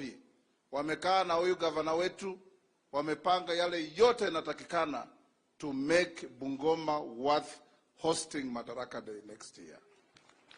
Na sisi tunasema kongole. Your Excellency, hii Kenya yetu unajua vile uliipata na vile ilivyo. Lakini Mungu halali, Mungu hachoki. Nilikwambia God has never suffered from memory loss. God remains God. Na vile uliingia ofisi, Mungu akatuletea mvua. Iko mahindi ya ajabu region hii. Sasa ile wananchi wananiuliza nikipita, serikali isaidie offtake ya hii mahindi kwa bei nafuu. Whether it is government directly or through an interlocutor private sector, lakini mkulima apate jasho yake kikamilifu. Nimepata wakulima mwenye amelima shamba eka 2, amevuna mahindi gunia 50. Because of good rain, but above all, the subsidy fertilizer you have given them. Wengine hata wataweza next year kutumia mifuko 2 kwa eka 1, kwa sababu mbolea imeteremka from 6,700 to 2,500. It can't be any better than that. Na magavana wetu, ndugu Tuoma, ndugu Makelo na wengine, PS Mkhwana ambaye hayuko hapa ameniambia he has distributed BT cotton seeds to 11,000 farmers in Bungoma and Busia. Sasa nyinyi nanyi jenga zile tujinaries. A ginnery will cost less than 200 million. A county can manage. And I say this, Your Excellency, because if you go to a country called Bangladesh, a country that has so little, it exports more clothing to the US than the entire Africa put together, and AGOA.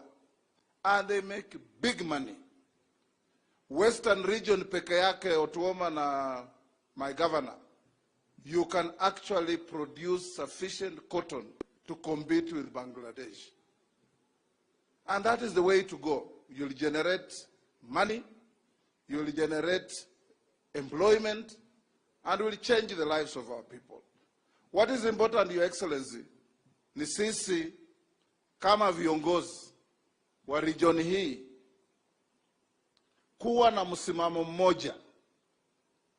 Jana nimeona kwa gazeti mtu ameandika ati you have as the president and your deputy kept the country in a campaign mode. Far from it. You are going around launching and inspecting development projects. Na Wakenya watakubali ujifungie State House, sunguka vile tulisunguka. Waambie asante na waambie kazi ndio hii tutafanya. Your Excellency, as I finish, I want to salute you for raising the profile of Africa. You have moved Africa from being an item on the international menu to become an item of agenda. And next time, Africa will be part of those who will discuss the agenda. And that is the leadership Africa needs. We will support you fully. Wananchi rais tayari serikali yake imeleta kwa parliament complete right of ya madeni, the debts, the interest, and the taxes owed by our sugar factories. So Nzoia is going to be on zero balance sheet. Na tayari mukienda Nzoia, matrakta inalima the entire nucleus ili tubadilishe how Nzoia is run. Hiyo tutaketi na serikali. Governor, you are leading the team so that you have a new model of management so that we don't fall back again in the same hole. Ili Nzoia isaidie watu. Mwisho, Your Excellency, ulituma waziri wako wa kilimo. Tukakuja na governor, tukaenda Mount Elgon, tukaambia wananchi tutaweka kiwanda cha majani chai. Kesho tutaanzia huko, tunataka usukume kidogo ili waanze kupanda majani chai. By the time the mill comes, we have enough crop to sustain the factory. Wale bese no manatu maota nenya kuimebwe ni wenywe ne musima nga musima nga khase na khase mbenywe mukila ne kuimanano bandu base si bisibolela mwene balekala kini khulio basiniola lakini khulio bakhoma lakini khulio mala khwamuyila muserikali sai balala benguyila khwitiki nenywe muli muserikali bakhamubolela anana tuoli. In the last 3 weeks, the president has given us 3 high-profile appointments in this region. The DPP, the chairman of Central Bank of Kenya, Omwana wa Richard Musangi, Professor wa Mesitiho. The first ever Commissioner General of KRA since independence. Anatoka hapa Trans Nzoia. Omwana omusomi kwa mena mwela lakini bawila Trans Nzoia. It can't be any better than that. But Your Excellency, allow us to be Oliver Twist. Thank you, sir, but give us some more. We will continue working together and support our team. My MPs, thank you for being steadfast in supporting the agenda that brings change to our country. Continue like that because that's the only way. Lastly, Your Excellency, thank you for opening our assembly hall. Our MCA, to simama MCAs to acknowledge. This is a wonderful team, Your Excellency. They are in different parties, but they work as one, under the leadership of their Speaker and the Majority Leader. keep our county cool, keep our county peaceful. Kama khwake khuchema sikana khomana na kholemana na khusutakimini kabe a part of our ugly history. Mala khulolele bwene. Muriyo munoko. Mula supporta serikali. Mula supporta Mwami William Ruto. Mula supporta Rigiji. Mula supporta Kufuela. Papa wa Roma bola ali muriyo munoko. Ndugu Musalia.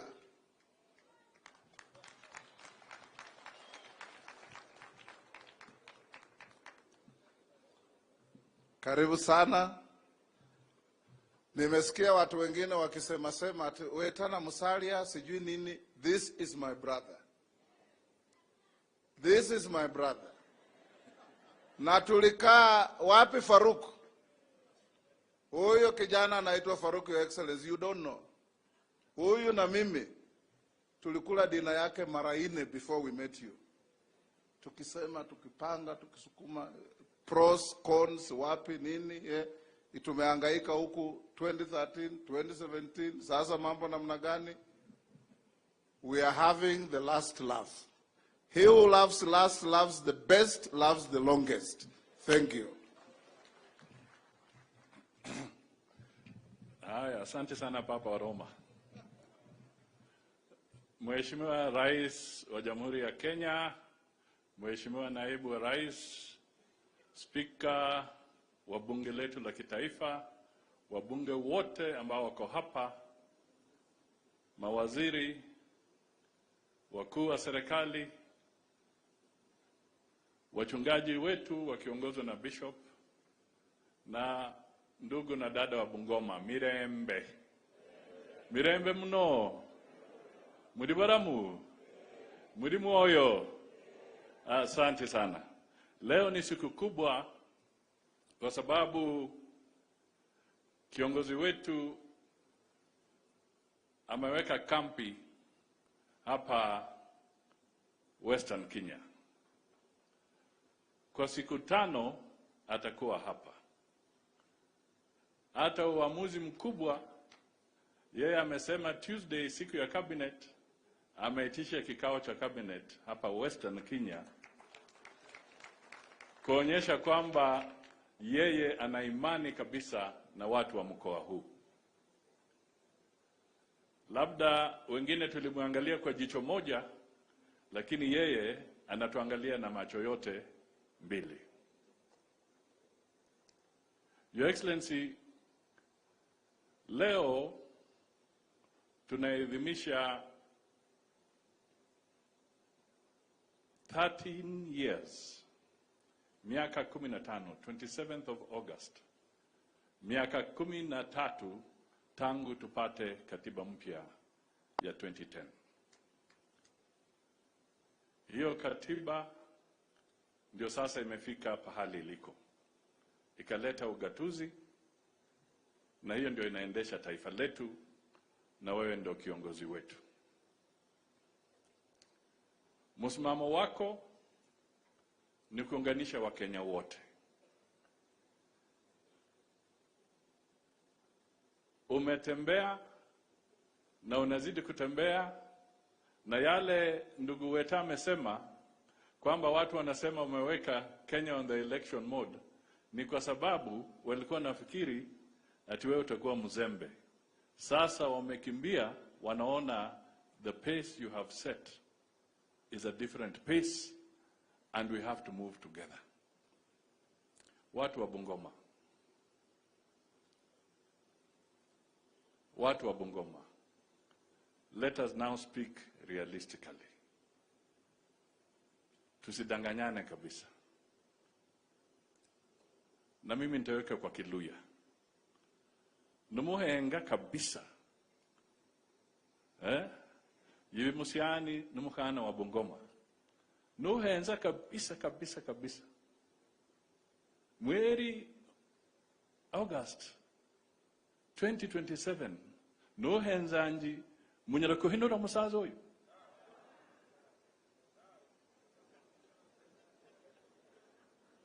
Muramunyara.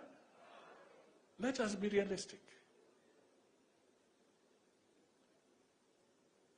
So let us not waste any more time. Mimi nawasihi, let us close ranks. Wale walikuwa wakitembea mbalimbali, let us close ranks. And I am so happy the last few days I have seen something extraordinary in Western Kenya. Whether somebody is from which party or which party, we are closing ranks and coming together. This is the unity of purpose that we have been looking for. William Ruto, the president, is giving us an opportunity kushika pale na tuende mbele. And I want to plead. Jana tulikuwa na mkutano na deputy president na wajumbe kadhaa wa Western Kenya. Na mimi nataka niwaibie siri. And the deputy president was also very candid. Tuliomba president asonge kando kidogo, tubaki sisi wenyewe. Tuongee. I want to appeal to the legislators of Western Kenya. Let us pay special attention to the budgetary process of Parliament. Let us pay special attention. Ili mwanzoni tufuatilie mabarabara, tufuatilie nini, so that we can get more resources to come to the people of Western Kenya. Ukweli wa mambo, ukisusia ama ukipotea na lako halipo. Ukisusia ama ukipotea na lako halipo. Hata 2027 sisi tulikuwa kwa NASA. 2017, sindio? Tulikuwa kwa NASA. Nilikuwa nakimbia hapa nikisema NASA hawa. Hata Supreme Court ikasema uchaguzi urudiwe. Wakati uchaguzi ulirudiwa, Mheshimiwa Ruto wakati huo akatoka mbio, akakimbia. Na yule wetu akasema sasa tususie uchaguzi. Mnakumbuka? Tuliposusia, hiyo ilikomesha Uhuru kuwa rais wakati huo. Tulipoteza. It went. Sasa kuna viongozi wengine bado wanakasumba ya kujaribu kuambia viongozi wa Western Kenya kwamba sisi tuwe tunasusia mikutano ya president. Bure kabisa. Kama ingekuwa kanisa ningesema ile ya Atuoli. Kwa sababu we have to be part of it. This is our government. Ruto is our president. He wants development to spread throughout the country.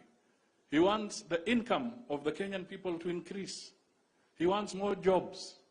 He wants greater unity. He wants more respect for everybody. And that is why we are standing with him.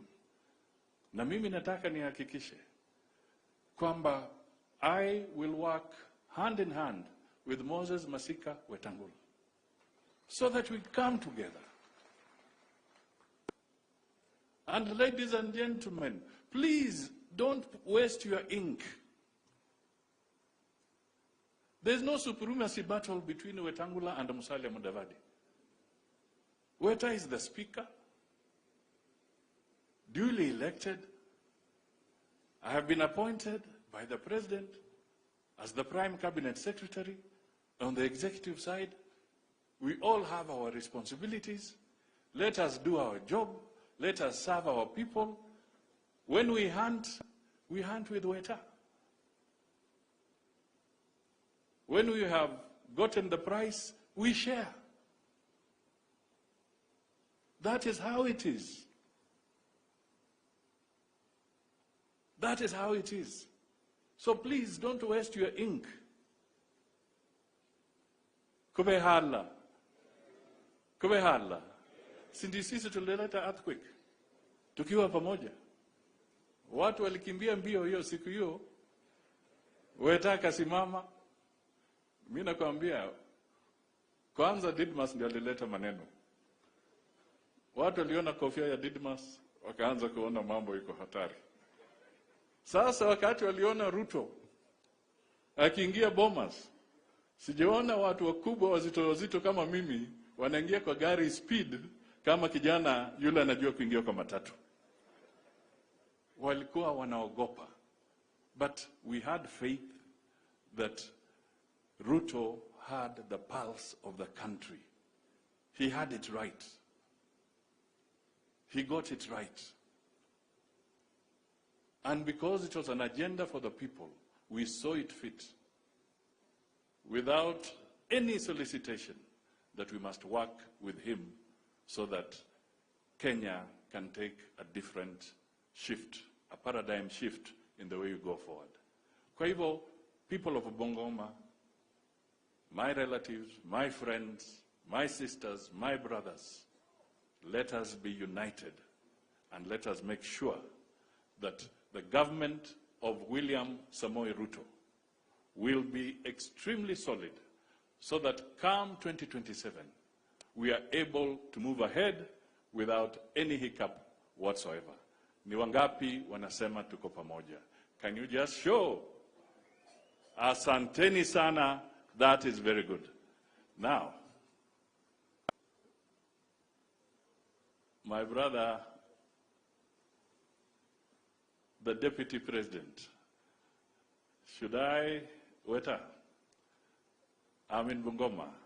Should I go right ahead or you want? Excellent. Unajua, that is how close we work. Because I'm in Bungoma, I show him that we have to work in a particular way. Now, ladies and gentlemen, ni wakati wa sisi tumkaribishe ndugu yetu, Deputy President, Rigathi Gachagua, yule anasema maneno yote bila kuficha hata koma. Hebu tumpigie makofi.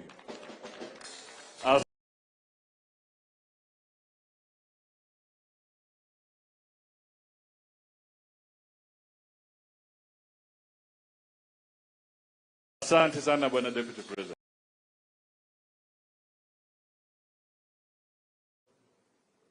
Waziri wetu mkuu Omwami Musalia Mudavadi, Speaker wetu wa National Assembly ambaye ni kigogo wa eneo hili, mtu ya Kiingereza mingi, Papa wa Roma, waheshimiwa magavana waliofika hapa kutoka kaunti zetu hapa nne za Magharibi, kiongozi walio wengi katika bunge ya kitaifa, my younger brother Kimani Ichung'wa, waheshimiwa wa bunge, maaskofu wetu na kanisa, God is good and all the time. Asanteni sana. Mulembe, mulembe fosi, mulembe te, mulembe swa, mulembe mia. Naona ninashika network kidogo. Sisi tumeshukuru sana maaskofu wetu kufika hapa tena ibada ya shukrani. Wale ambaye tunapanga kazi ya rais, Papa wa Roma alipouliza tukuja katika hii ibada, kulikuwa na maswali kwa sababu hatujamaliza kuzunguka kaunti zote za Kenya kurudishia Mwenyezi Mungu shukrani. Lakini hao viongozi, Papa wa Roma alisema ni kweli tulikuja Bungoma, lakini rais alikuwa president elect, hakuwa rais ameapishwa. So wakasema rais anatakana akuje akiwa anapepea zote bendera zote mbili. Kwa hivyo tumefika hapa na rais wa Jamhuri ya Kenya. The other time he was president elect. Kwa hivyo tumeshukuru sana watu ya Bungoma, na mimi kwa niaba yangu na rais na timu yetu tuko na shukrani sana kwa watu ya Bungoma kwa maombi yenu na kura zenu ambaye zilituinua mbali sana. Tunataka tuseme asante. Mimi kwanza mimi nasema asante. Unajua nilikuwa kwa kona mbaya. Hii kasi peke yake ndio nilikuwa nimetegea. Kama kungeharibika, wale jamaa walikuwa wamenipangia kunipeleka kamiti. Hata niliambia ile mzee ya maandamano juzi. Tulienda na yeye bahari, ananiambia, "Oh, wewe bado fika kamiti." Nikamwambia sijafika, lakini wewe na Uhuru mlikuwa mnanipangia niende huko, Mungu akataa. Nilimjibu tu hapo. Kwa hivyo mimi watu ya Bungoma nataka niseme asante. Sasa at least niko na mshahara na niko na kazi. Compared na pale walikuwa wananipangia, si mimi niko na shukrani. Tena nikiwa hii Bungoma nasema asante Rais. Mwaka 2013 nilikampu hapa kusaidia huyu governor Lusaka, huyu bwana ya Magi. Sababu tulisoma na yeye university, tukaandikwa siku moja 16th of January 1989, tukaenda training paramilitary pamoja. Alikuwa ananishida buduki mrefu, lakini mimi niko sawa na pistol.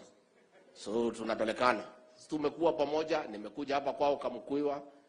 Mamake retired canon rafiki yangu, tukakuja hapa tukampigia campaign 2013 na akapita.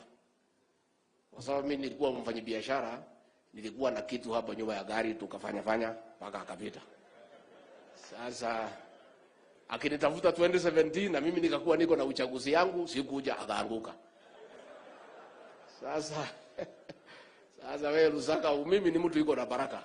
Sasa 2022 tukakuja, akapita. Kwa hivyo nikiwa hapa niko na shukrani sana. Number 2, watu wa kwetu huko Mlima Kenya walikuja hapa kutafuta upana na biashara, mkawakaribisha na mnakaa nao vizuri. So we are always very happy to be here. We feel at home because you are good people, you have accommodated all Kenyans, you live well. Rais tu, ningetaka tu nifanye matangazo mawili. Kwa sababu kanisani before service ishe lazima kuwe na matangazo. So upande wetu na rais lazima tukue na matangazo. Ya kwanza, tumefungua upya phase 2 kuandikisha na kusajili wakulima ndio wapokee mbolea. Phase 2 of farmers registration has started. Na rais ametuamrisha specifically because of those Azimio areas not here. Walidanganywa na magavana yao ati wasiandikishe hii mbolea ya Ruto ati ni upusi. Sasa walipanda mahindi bila mbolea. Wakiangalia yenu wanaona haya. Waliambiwa tuwavae sufuria kwa kichwa ati hiyo ndio ya maana. Sasa rais amesema ndio Wakenya wote wafaidike. Because all Kenyans belong to the president and they are part of this country, tumefungua. So those in those areas, please, wakulima tunauliza nyinyi, hata kama magavana yenu na MP wako kwa Azimio na kwa barabara, mujiandikishe ndio mpate mbolea, muweze kuongeza mazao. Number 2, tumefungua tena, rais ametuamrisha registration ya wale wazee wetu 70 years and above. Wajiandikishe. Machiefs wetu, assistant chiefs watasunguka, wajiandikishe ndio waweze kupata marupurupu yao. Na mko na habari ya kwamba rais ameagiza pia, ameamrisha National Treasury ya kwamba wale wazee ndio watakuwa Wakenya ya kwanza kupokea marupurupu yao kabla sisi tupate. Na tayari tulikuta deni ya mwezi 16 ambayo ilikuwa imewekwa na ile serikali ya handshake. They were too busy kwa mambo ya BBI na nini, wakasahau wale wazee wetu. Sasa hao wote we have cleared all the debts. Na vile governor amesema, debt ya wazee tumelipa, debt ya magavana tumelipa. These MPs wamepata pesa yao. And it's a clear indication that the economy is now coming back. That is a sign that there is improvement of the economy. Nikimalizana na hiyo matangazo, pia wakulima wa kahawa hapa Bungoma, we have coffee farmers. Tumekamilisha mazungumzo yote ya mabadiliko katika subsector ya kahawa, ya kujaribu kuondoa wale watu mabroka wako katikati, tuweke mkulima na mkunywaji kahawa pamoja ndio waweze kupata mapato yao. Kwa hivyo nauliza wakulima ya kahawa, mchukue fertilizer ya 2500, muanze fanyia kahawa yenu kazi. Hivi karibuni tutaweza kupata bei ambaye ni ya maana. Rais, mimi nimefurahi sana because this Western province or region, because I worked here hapa Kakamega, nyinyi Mungu amebariki nyinyi sana na rotuba nzuri na mvua. You have the best soil and good rains and hard-working people. All that remains is for you to fix your politics, and you'll be the most advanced region in this country. Because everything else is good for you. Good soils, good rain, hard-working people. Kagapu kidogo tu is to fix your politics. And your politics, you'll fix it by being united behind your two leaders.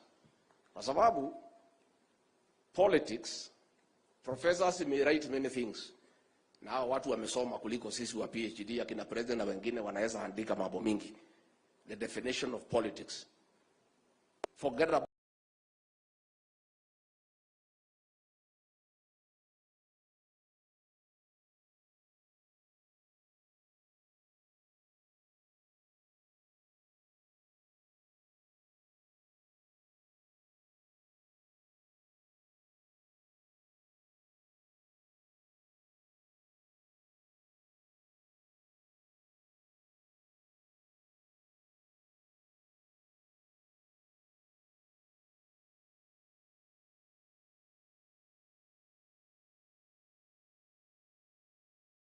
about all those definitions. The definition isime urudie next year, isime urudie third year, hakuna kitu tutapata. These two leaders waliangalia siasa ya Kenya, wakaona hii jamii ya magharibi imepotea. They analyzed and made a wise and fulfilling decision to take their people to government. We want to salute these two leaders. But you must do much better than that. You must have unity of purpose behind these two leaders and come and work with President William Ruto so that the struggle for scarce resources, you are well represented and united. The problem has been there are so many sub-ethnic groups in this region. Sometimes, Wamaragori wako hapo, Wabukusi wako hapo, Wamarama wako hapo, Watiriki wako hapo, Waisuga wako hapo, Waidaho wako hapo. Sometimes mnaangalia mambo tofauti. Pale kwetu is the same. Tuko na Wakikuyu, tuko na Waembu, tuko na Wambere, tuko na Watharaka, tuko na Wachuka. Lakini ikifika struggle for scarce resources, we forget about all those things and speak in one voice. Tunaenda tunapiga kura kikapu moja. That way we have bargaining power. So these two leaders you have, and I told the members of parliament last night, rally behind your two leaders for now, in the next 3 years. Ndio sasa ndio mtafutie watu wenu, mketi na rais, mkiwa na nguvu, mkiwa wengi. Pale mbele, mnaweza rudi pale mtu anataka kwenda. But for now, rais ndio wako na kisu. Funguo ya Kenya ndio wako naye. Yule mzee ingine ya maandamano ako mstuni. There is nothing you can get from that man. I was asking the members of parliament who still hang around him. That man mnatafuta. Mwenyewe anatafuta rais apate kitu ya kukula. So wewe unamfuata akupeleke wapi? Hana funguo, hana ofisi vile mzee Atwali amesema. He can do nothing for you. So why do you want to waste your time on somebody ambaye hakuna pahali anaweza kukupeleka? And why do you want Western Kenya to be the center of experiments? Sasa kila mwaka experiment. Haitoki experiment, experiment. This thing now is done. President ako hapa. You have prime cabinet secretary mwenye anasimamia mawaziri yote katika Kenya. Tuko na speaker, hali appropriation ya pesa inafanywa ako pale. It is you to make a decision. Nimesikia mheshimiwa akisema ati shares yenu iongezewe. Itaongezewa namna gani? You already have more than enough shares. Hii Kakamega. And I agree with the Papa Aroma anasema mambo ya Oliver Twist. But I don't agree. Ati thank you but give us more. Weta no, that's enough for now. Tafadhali, wacha tupatie watu wengine. Tafadhali, sasa nyinyi mumepata. You are okay. You have been, rewarded in a commensurate manner with your very many shares. For now, mutulie kidogo. Lakini pale mbele, you can still make a decision to increase the shares. Mimi najua ndio niko na register. Nitaifungua hapo October 2026. So you can make a decision. Mkiona mnataka kuongeza zaidi, muendelee muongeze ndio muweze kukaa sawa sawa. So mimi sitaki nipitishe kutoka hapo. Ni Your Excellency vile wanasema we are in a campaign mode. Hii watu wanazunguka sana. Sasa hakuna uchaguzi. Why they are crying is because tukiwa kwa ofisi wanatumia hii watu ya media kueleza uongo dhidi yetu. Sasa unajua rais ni mtu ya ground. He was settling down.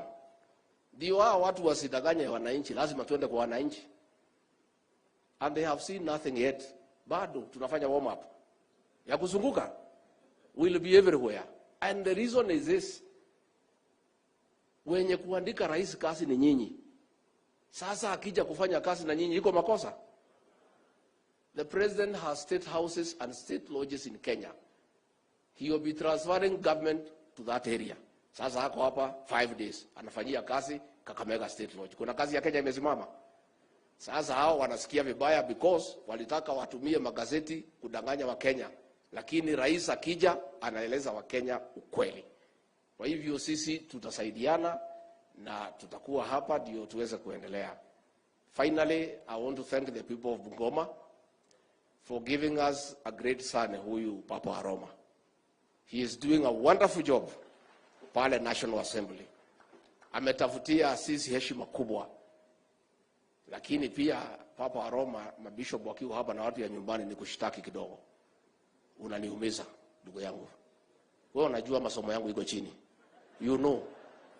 Sasa wewe huyu Papa Aroma akija kwangu kizungu mingi mpaka napotea. Sasa itabidi akija nitafute dictionary. Akiniongelesha kwanza anasoma. Sasa hiyo ni mazungumzo ya saa ngapi? So mtanitetea kwa Papa Aroma asiniumize. Wewe umeniumiza kutosha my brother, usiniumize sana. And you know my son is a friend to your son. So nitakushtaki kwa mtoto yako sasa through my son. Vile unaniumiza kizungu mingi. Hiyo kizungu uongeleshe wazungu na wale watu wamesoma kama wewe na rais wetu na wale wengine.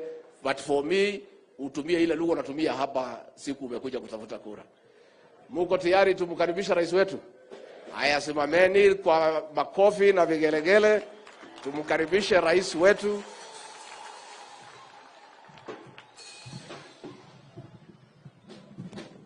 Asante sana Bwana Rikiji. Tafadhali tuketi. Asanteni sana. Maaskofu wetu pamoja na viongozi wote wa dini, ndugu viongozi na watu wa Bungoma na Western, hamjambo? Mirembe. Muri mwoyo? Muri baramu? Musangalire? Omwami Yesu afume. Bwana Yesu asifiwe. Simunisalimie hivyo hewani nione jameni watu wa Bungoma. Basi, asante sana. Wacha kwanza nichukue nafasi hii nimshukuru Mungu kwa kutupatia nafasi ya kufika hapa Bungoma kwa ibada hii ya muhimu. Tumekuja hapa kwa sababu Mungu ametufanyia mambo mengi makubwa. Nakumbuka tulikuja hapa mara nyingi. Tuliwasumbua na mikutano mingi. Tukauliza kura zenu. Na nyinyi mkawa ni watu wazuri, watu wa Mungu, watu waaminifu. Mulitupatia kura zenu na mkatuongezea maombi, naye Mungu akatupatia ushindi. Ndio tumerudi hapa Bungoma jameni kusema asante sana kwa kura zenu na kwa maombi yenu. Narudia tena watu wa Bungoma, niseme kwa niaba yangu, niaba ya deputy wangu, niaba ya speaker wetu, niaba ya prime cabinet secretary wetu, wabunge wote, magavana wote, pamoja na ma MCA niseme asante sana watu wa Bungoma kwa kura zenu. Sote hapa, sote kuanzia MCA na sisi zote mumetuheshimu, mumetupatia nafasi ya uongozi. Na mimi kwa niaba yao, hawa viongozi wote, nataka niwaambie hatutawaangusha, tutafanya bidii ndio tubadilishe Bungoma na tubadilishe Kenya. Nawashukuru tena kwa sababu ya kukubali tuungane, tushirikiane, tufanye kazi pamoja ili tutimize malengo ambayo itapeleka taifa letu la Kenya mbele. MCAs wenu wanafanya kazi na County Executive chini ya ndugu yangu Makelo Lusaka. Wabunge wenu wote wanashirikiana pamoja na serikali yangu, tupeleke mambo ya wananchi, tuweke kipao mbele na tupeleke taifa letu la Kenya mbele. Mimi nataka niwahakikishie tutafanya kazi kwa pamoja kama viongozi. Sisi wote tutaungana, tuondoe ubinafsi, tuondoe mambo yale yanatutenganisha, tuweke umoja na tuhakikisha kwamba mpango wetu wa kupeleka taifa la Kenya mbele inaendelea. Leo nimefika hapa kwa sherehe hii, ibada maalum ya maombi na ya maombi ya shukrani. Asante sana maaskofu wetu, asante sana viongozi wetu wote wa dini kwa kutupangia tuwe na ibada hii ya muhimu. Vile viongozi wenzangu wamesema, nafasi tulioko nayo sasa ni nafasi ya kuunganisha taifa na kupanga mambo ya kupeleka taifa letu mbele. Mimi nimeketi hapa, nimesikia viongozi wengi wakiongea. Mzee Atwoli ameongea, Speaker ameongea, wabunge wameongea. Furaha yangu ni kwamba sote tunaongea vile tutabadilisha uchumi wa Kenya na vile Kenya itasonga mbele. Pale nyuma tulikuwa tunaongea sijui BBI, sijui rege, nani atapata nafasi gani ya kuongoza, sijui nani atapata nini. Leo hatuongei yale ya viongozi watapata. Tunaongea ni vipi mwananchi wa kawaida wa Kenya tubadilishe uchumi naye apate nafuu. And that is, to me, the greatest transformation of our politics. That today we are having a conversation in the Republic of Kenya, not about sharing positions, not about politics that are interests of people. We are today having a conversation about the economy of the Republic of Kenya and how we are going to make it possible for every citizen to be part of the transformation of Kenya. Mimi nafurahi sana na mimi nataka niwahakikishie that is going to be the conversation that's going to take us forward. Na ndio sababu hiyo mimi nitakuwa hapa Bungoma kesho. Mimi nataka niseme pongezi kwa County Assembly ya Bungoma. Nimeenda pale kufungua jengo lao. Ya muhimu na ya maana zaidi ni kwamba wametengeneza hall kubwa ya wananchi wa Bungoma kupeleka mambo yao ya public participation. Kwa sababu tunataka bunge letu la kitaifa na la county waweze kujua mawazo, mafikira na mipango ya wananchi, so that we can engage citizens in the management of their affairs. Nataka niseme pongezi County Assembly ya Bungoma. Nimeenda pale pia kufungua jengo mpya ya hospitali ya Bungoma County. Kwa sababu tena tulikubaliana ya kwamba mambo ya afya inatuletea saa zingine umaskini. Matibabu inakuwa bei ghali. Watu wanauza shamba, watu wanauza ng'ombe, watu wanauza mali yao kushughulikia mambo ya matibabu. na ndio tumesema serikali ya Kenya sasa tutakuwa na mpango kamili, ile tunaita universal health coverage, ambayo tutaanzia mambo ya matibabu katika vijiji. Tumekubaliana na county government zote za Kenya ikiwemo yenu ya Bungoma ya kwamba tutakuwa na community health promoters 1,100 Kenya, watalipwa na serikali ya county na serikali ya national pamoja. Nita launch hiyo program siku ya Mashujaa. Tumepanga equipment zote, zimepangwa na waziri wetu wa afya Mama Nakhumicha yuko hapa. Tumepanga hiyo kazi yote because we want to make health truly affordable, and we want to make health not a preserve for a few who can afford, lakini pia tunataka kuhakikisha kwamba kila mwananchi anafikiwa na matibabu, anafikiwa na madawa, na pia kuna madaktari wa kutosha wa kuweza kushughulika na afya ya wananchi wa taifa letu la Kenya.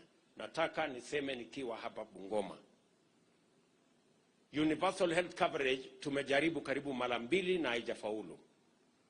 Mheshimiwa Rais Kibaki alijaribu, haikuenda vizuri. Serikali yetu ya Jubilee ilijaribu hapo, lakini handshake na BBI na kisirani ikakuwa mingi, ikapotea. Safari hii tumeikalia chini. Mimi nimefanya mikutano na huyu Nakhumicha karibu 20 tukipanga hii kitu, because this time round we must get it right. Na mimi nafurahi ya kwamba nimeshaongea na leader wa majority na kamati, nimeongea na wewe, unajua Bukose, wewe ndio chairman ya health committee. I have talked to you, you know the plan we have. Sasa miswada iko bunge, na mimi nataka niulize wabunge, miswada ya kubadilisha mambo ya health ili tushukishe bei ya wananchi wa kawaida. Wananchi wa kawaida saa hizi wanalipa 500 kila mwezi kwa NHIF. Niliwaahidi tutaleta chini, ikuje shilingi 300 hapo chini kwa wananchi wa kawaida. Na vile vile tuhakikishe ya kwamba wale ambao hawawezi kulipa hiyo 300, pia tuko na mpango ya social health ambayo itawashughulikia kupata matibabu bila ya kulipa. Na sisi ambayo tuko na mshahara kubwa tutalipa kiasi yetu, kwa sababu everybody must pay in accordance with their income. Tuweze kupeleka mambo ya afya ifike kwa kila kijiji. Wale community health promoters tutawapatia vifaa ya kupima mambo ya afya ya wananchi kijijini. Kila community health promoter atakuwa anashughulikia family 100. Hapo ni mtu mnamjua hapo kwa village, anakuja anapima pressure, anakuja anapima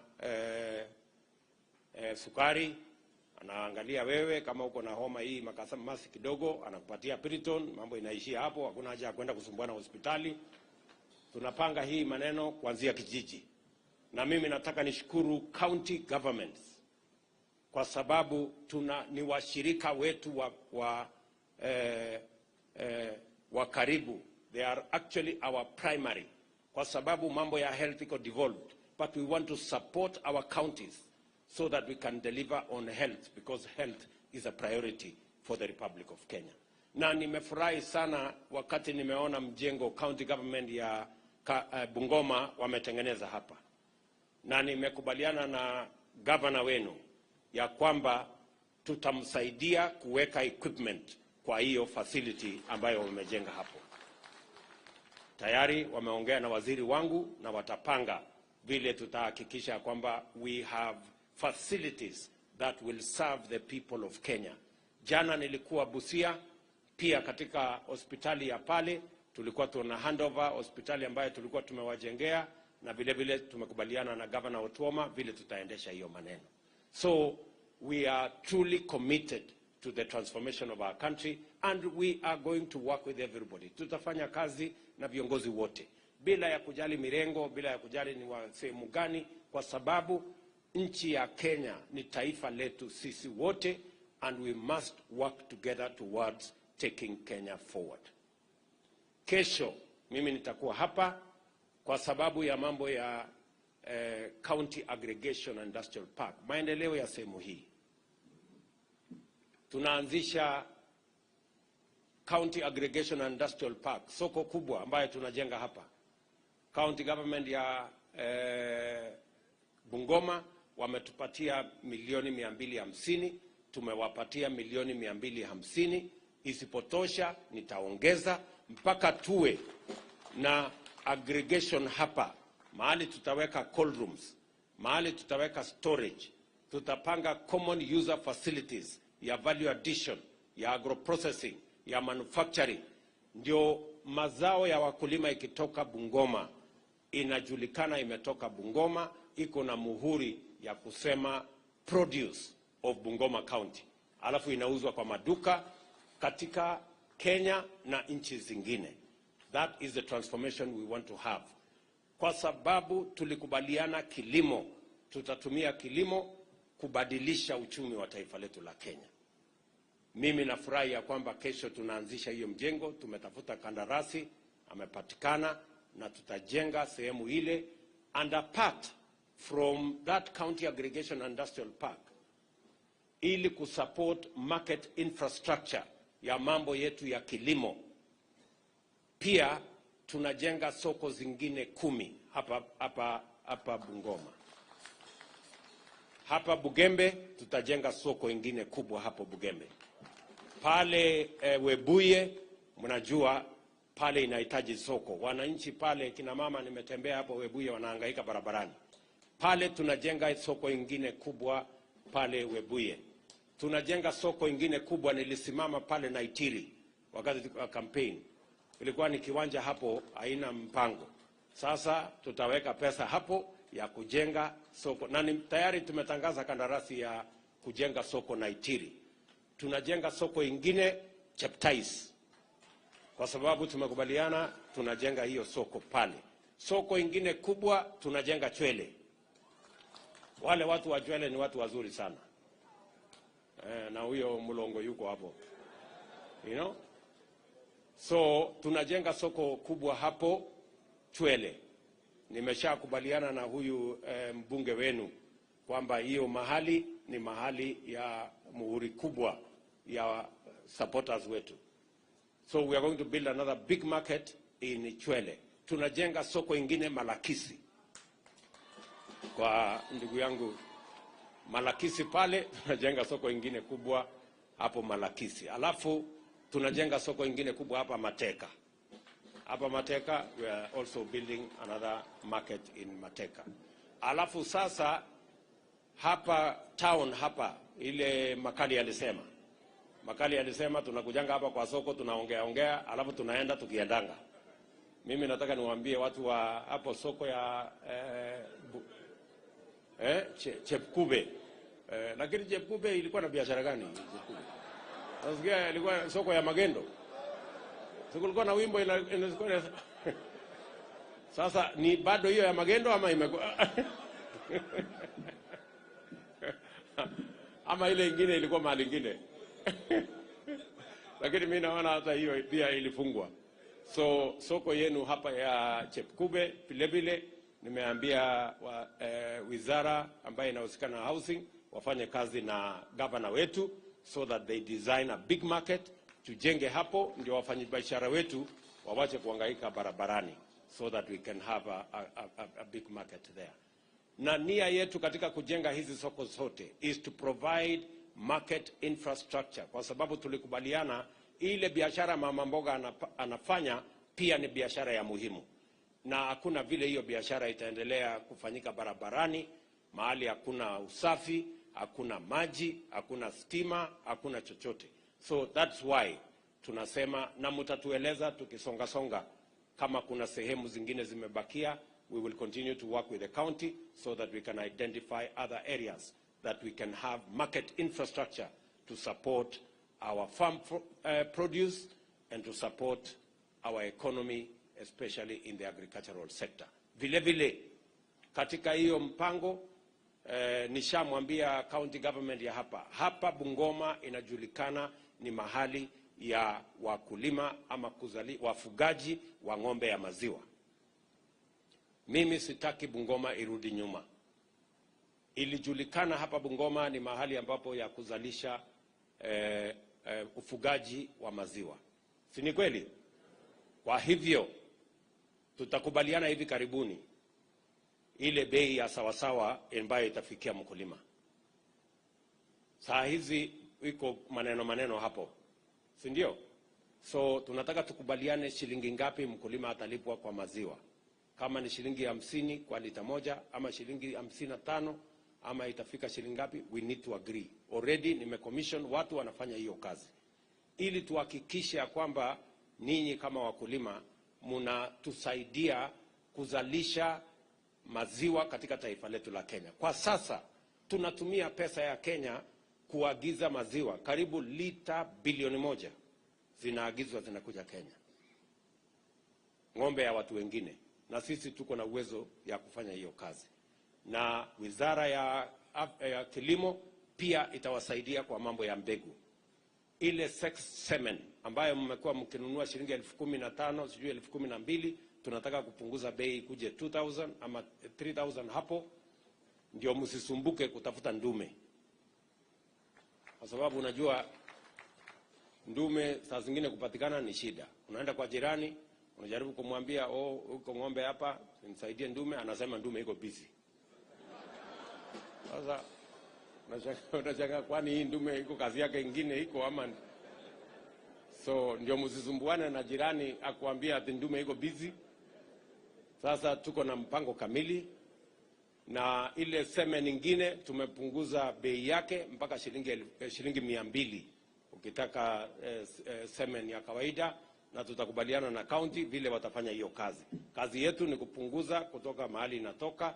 Tuko na bull station hapa Kitale, tuko na bull station nyingine tunaongeza kule Kabete, ndio tuhakikisha kwamba we produce enough semen for our livestock, ng'ombe ya nyama, ng'ombe ya maziwa, na tuhakikisha kwamba tunasonga mbele kwa pamoja. Nataka niseme tena, nirudie nikiwa Bungoma, hatutaki kuendelea kuagiza maziwa kutoka nje. Tunataka wakulima wa maziwa wa Bungoma warudi kwa kazi, na tutawapatia bei ya sawasawa ya maziwa yenu. Tumekubaliana? Juzi katika hii budget nimeambia wabunge watoe ushuru kwa zile byproducts ama zile raw materials ya animal feed. Tumetoa ushuru ndio tupunguze gharama ya kulisha ng'ombe zetu. Tumeondoa hizo ushuru. I want to thank members of parliament. They approved ya kwamba tutoe ushuru kwa raw materials ya kuzalisha chakula ya mifugo yetu, iwe ni ya kuku, iwe ni ya ng'ombe, iwe ni ya mifugo mengine yote, so that we can also begin to develop our agricultural sector. Vile vile nataka niseme nikiwa hapa, kufuatana na hiyo barabara, apart from the semen, apart from the good prices we are going to tutalete, pia kabla ya December, Bwana Governor, upange na County Assembly, tutawapatia milk coolers 25 ya Bungoma ya kukusanya maziwa. Tuko na mpango na serikali ya Poland, tutaleta hizo milk coolers hapa Bungoma ndio muweze kukusanya maziwa yenu, because milk is going to be bought going into the future in accordance with quality of milk. Maziwa haitakikani kukaa sana kabla haijakuwa chilled. Ikihangaika barabarani for 2-3 hours inaanza kuharibika. So again, mutatuambia which areas are we going to have these milk coolers, ndio to support wakulima wa hapa Bungoma. Vile vile ni vizuri niseme nikiwa Bungoma, nyinyi vile vile ni county ambayo mnatusaidia kuzalisha chakula katika Kenya. Na mimi nataka niwapongeze wakulima wa Bungoma. Wakulima wa Bungoma walikuwa namba 4 Kenya kwa kutumia mbolea ya serikali ambayo tulipunguza gharama yake. Wakulima zaidi ya tulipatiana hapa magunia karibu 1,300 ambayo ilifikia wakulima. Lakini wakulima wote hawakupata. Mimi nataka wakulima mjikaze. Hamwezi kuendelea kutumia mfuko moja kwa eka 2, hapana. Ama mfuko moja kwa eka 1, hapana. Tunataka tuongeze ili mpate magunia 25-30 kwa sababu hapa Bungoma we can actually get 30 bags, between 30 and 40 bags per acre katika Bungoma hapa. Lakini lazima mtumie magunia mawili ya kupanda na gunia mbili ya top dressing, na tutapata 35 bags. Sio kama tunaelewana? Kazi yangu itakuwa ni kuhakikisha kwamba tumeleta mbolea na tumepunguza gharama. Hapa Bungoma, my target, na nataka mnisikize vizuri, target ya Bungoma for next season, from 300,000, nataka 700,000 bags zitakuja hapa Bungoma. Na tumekubaliana na Makelo, gavana wenu, ya kwamba atasisukuma ifike karibu na wakulima. Ile ya Naitiri ipatikane Naitiri, si ndio? Ile ya Chwele ipatikane Chwele. Ile ingine ya huku Mungati ipelekwe Mungati. Sio kama tunaelewana? Na dunia hiyo yote tusambaze ifike almost every part. Na tumekubaliana hivyo Kakamega, tumekubaliana na Otuoma vile itafanyika kule Busia, tumekubaliana na Otijilo how it's going to happen in Vihiga, so that we can grow enough food. Ni mambo ya aibu jameni, ya kwamba miaka 50 baada ya uhuru bado tunaagiza chakula, na tunaagiza chakula ya nusu trilioni. $500 million is the money we spend to import food which we can grow locally. So mnaona hapo iko kasoro, so lazima turekebishe. So nawaomba wakulima wa hapa Bungoma, vile nawaomba wa Trans Nzoia, wa Kakamega. I must congratulate the farmers in Uasin Gishu and Trans Nzoia. Trans Nzoia na Uasin Gishu ndio zilikuwa county number 1 ya kutumia fertilizer, na wanatulazalishia chakula ya kutosha, followed by Nakuru County na Bungoma, so that the 4 counties yenye ziko mbele. So tutashirikiana namna hiyo. So hiyo mpango yote, please, tutashirikiana na county, lakini nyinyi mkue mstari ya mbele.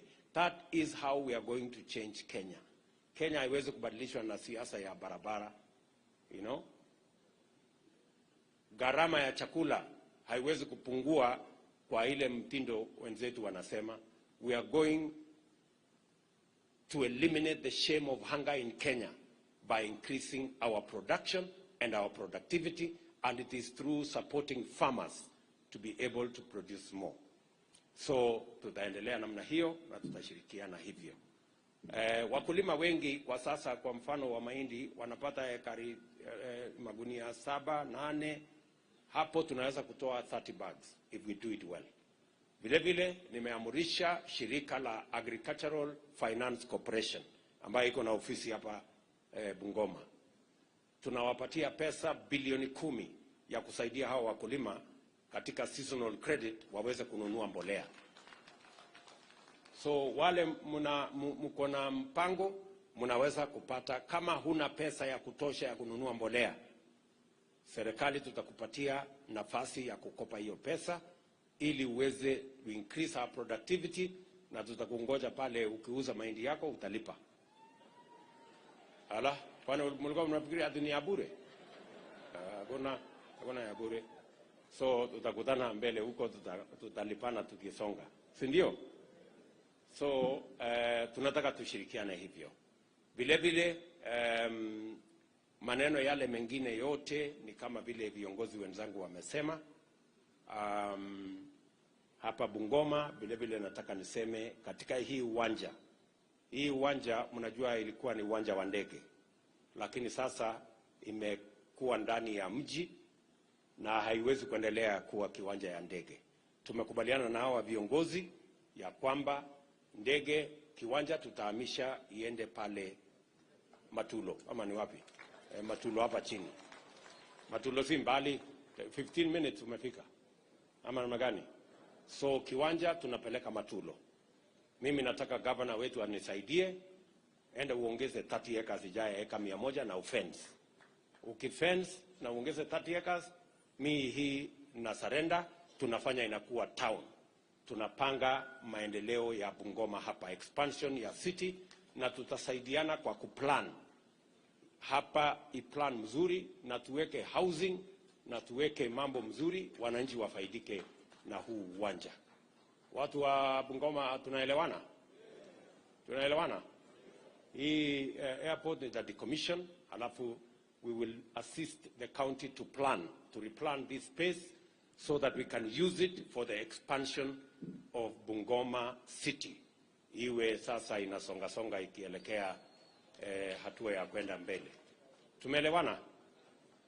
Alafu kazi zile zingine ambazo tumekubaliana ni mambo ya kilimo, pia ya mambo ya sukari. Najua watu wa sehemu hii wanataka kujua, na maneno nilisema hapa ni maneno itafanyika. Mimi niliwaambia mambo matatu. Niliwaambia number 1, hakuna privatization ambaye shamba yenu itapatiana kwa mtu mwingine. Hiyo haitafanyika.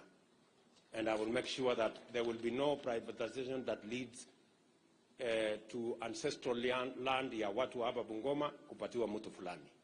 Hiyo ni number 1. Number 2, niliwaambia tutafanya mpango kama serikali tuondoe madeni.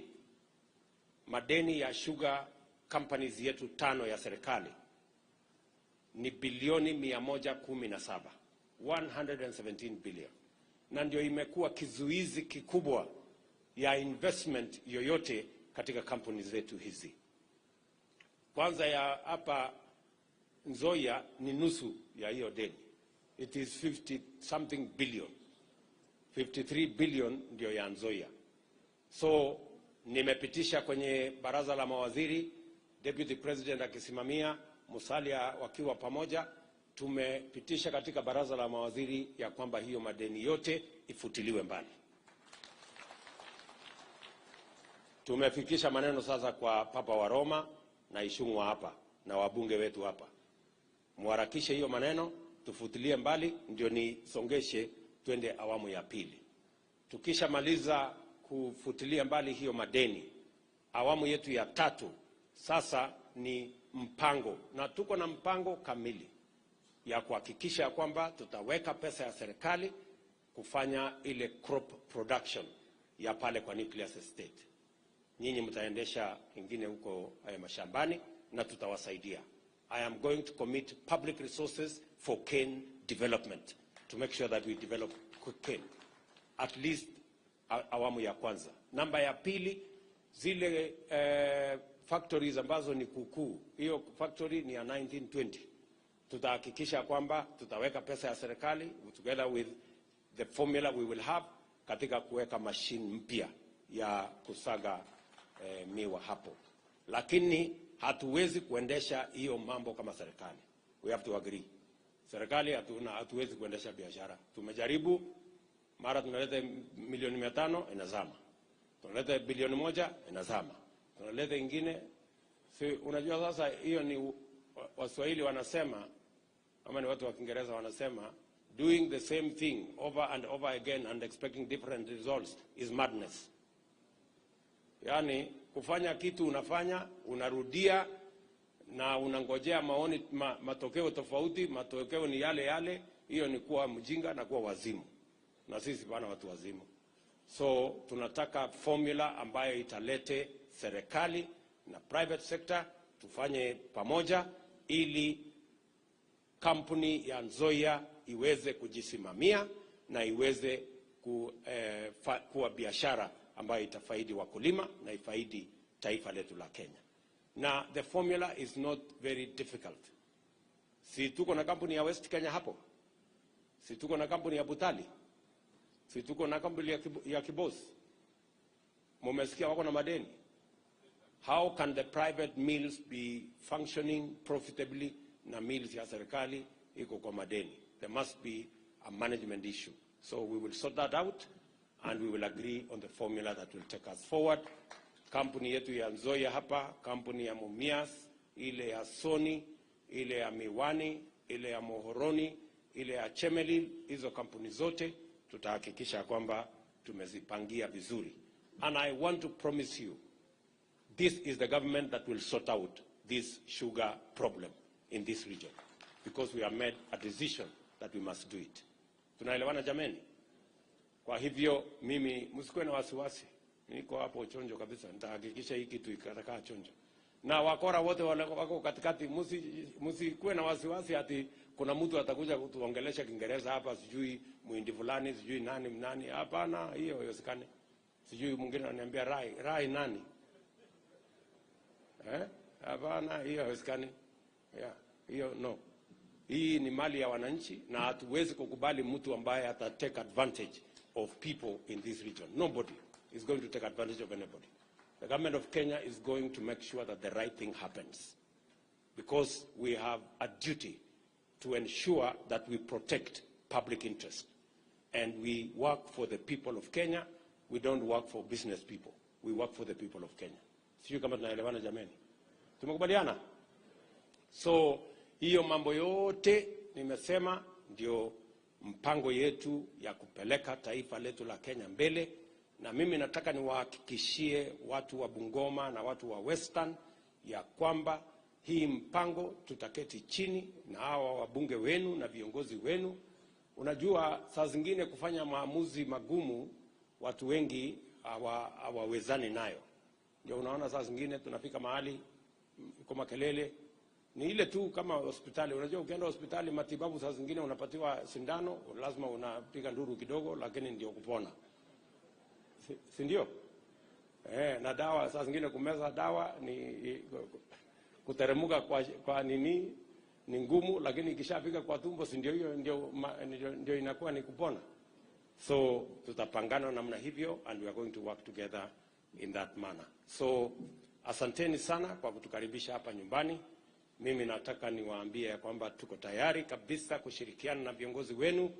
Mimi nashukuru rafiki yangu Moses Wetangula, nashukuru rafiki yangu Omwami Musalia Mudavadi, na viongozi hawa wote, magovernors wetu na wabunge wetu na viongozi wale wengine wote, kwa kukubali tuunganishe Kenya hii na tupeleke taifa letu la Kenya mbele.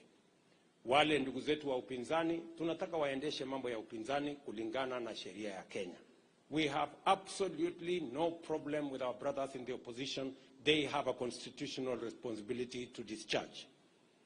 Na hata nimesema nitawasaidia hawa mawaziri. Sasa tumebadilisha standing orders, waende bunge, wajibu maswali huko bunge. Wananchi wa kutumia wale wabunge wenu mmewachagua, watauliza hao maswali, watajibu. Nimesema vile vile kama wanataka tutengeneze ofisi ya leader of opposition kule bunge, niko tayari to fund na serikali ya Kenya. Awe anatoa statement kutoka asubuhi mpaka jioni, hii serikali imekosa hapa, hii serikali haijafanya hii serikali imekosa pale, mimi sina problem. Ama namna gani? Si ndio? Si akisema mahali nimekosa na ninaona kweli kuna makosa zinarekebisha, si ndio? Hiyo ni kusonga mbele. So I have no issue. So tusukumane namna hiyo ndio tupeleke taifa letu la Kenya. Ile tumekataa na hiyo sitakubali kwa vyovyote ni fujo na vita na kuharibu mali na kuchoma mali ya umma na kuharibu biashara ya wananchi na kulete uhasama katika taifa letu na kusabotage economy ya Kenya. That is not acceptable. It is unpatriotic, it is undemocratic, it is illegal, it is unconstitutional, it is against the rule of law. So we must all agree tuishi ndani ya sheria na tupeleke taifa letu la Kenya mbele. Asanteni sana maaskofu kwa kutuombea. Tutarudi Bungoma tena na tena. Oriomuno, Nyasaye amulinde. Asante sana, mbarikiwe. Tukiwa basi, naomba kwa sababu tuko kanisani tutamaliza kwa maombi. Kwa hivyo Bishop Callistus tuongoze kwa maombi ya kufunga, yani benediction.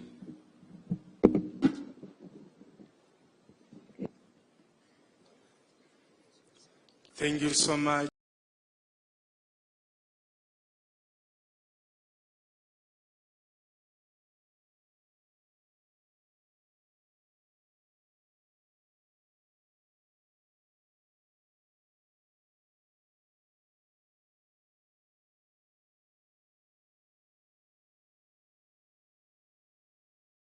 Your Excellency, Bishop.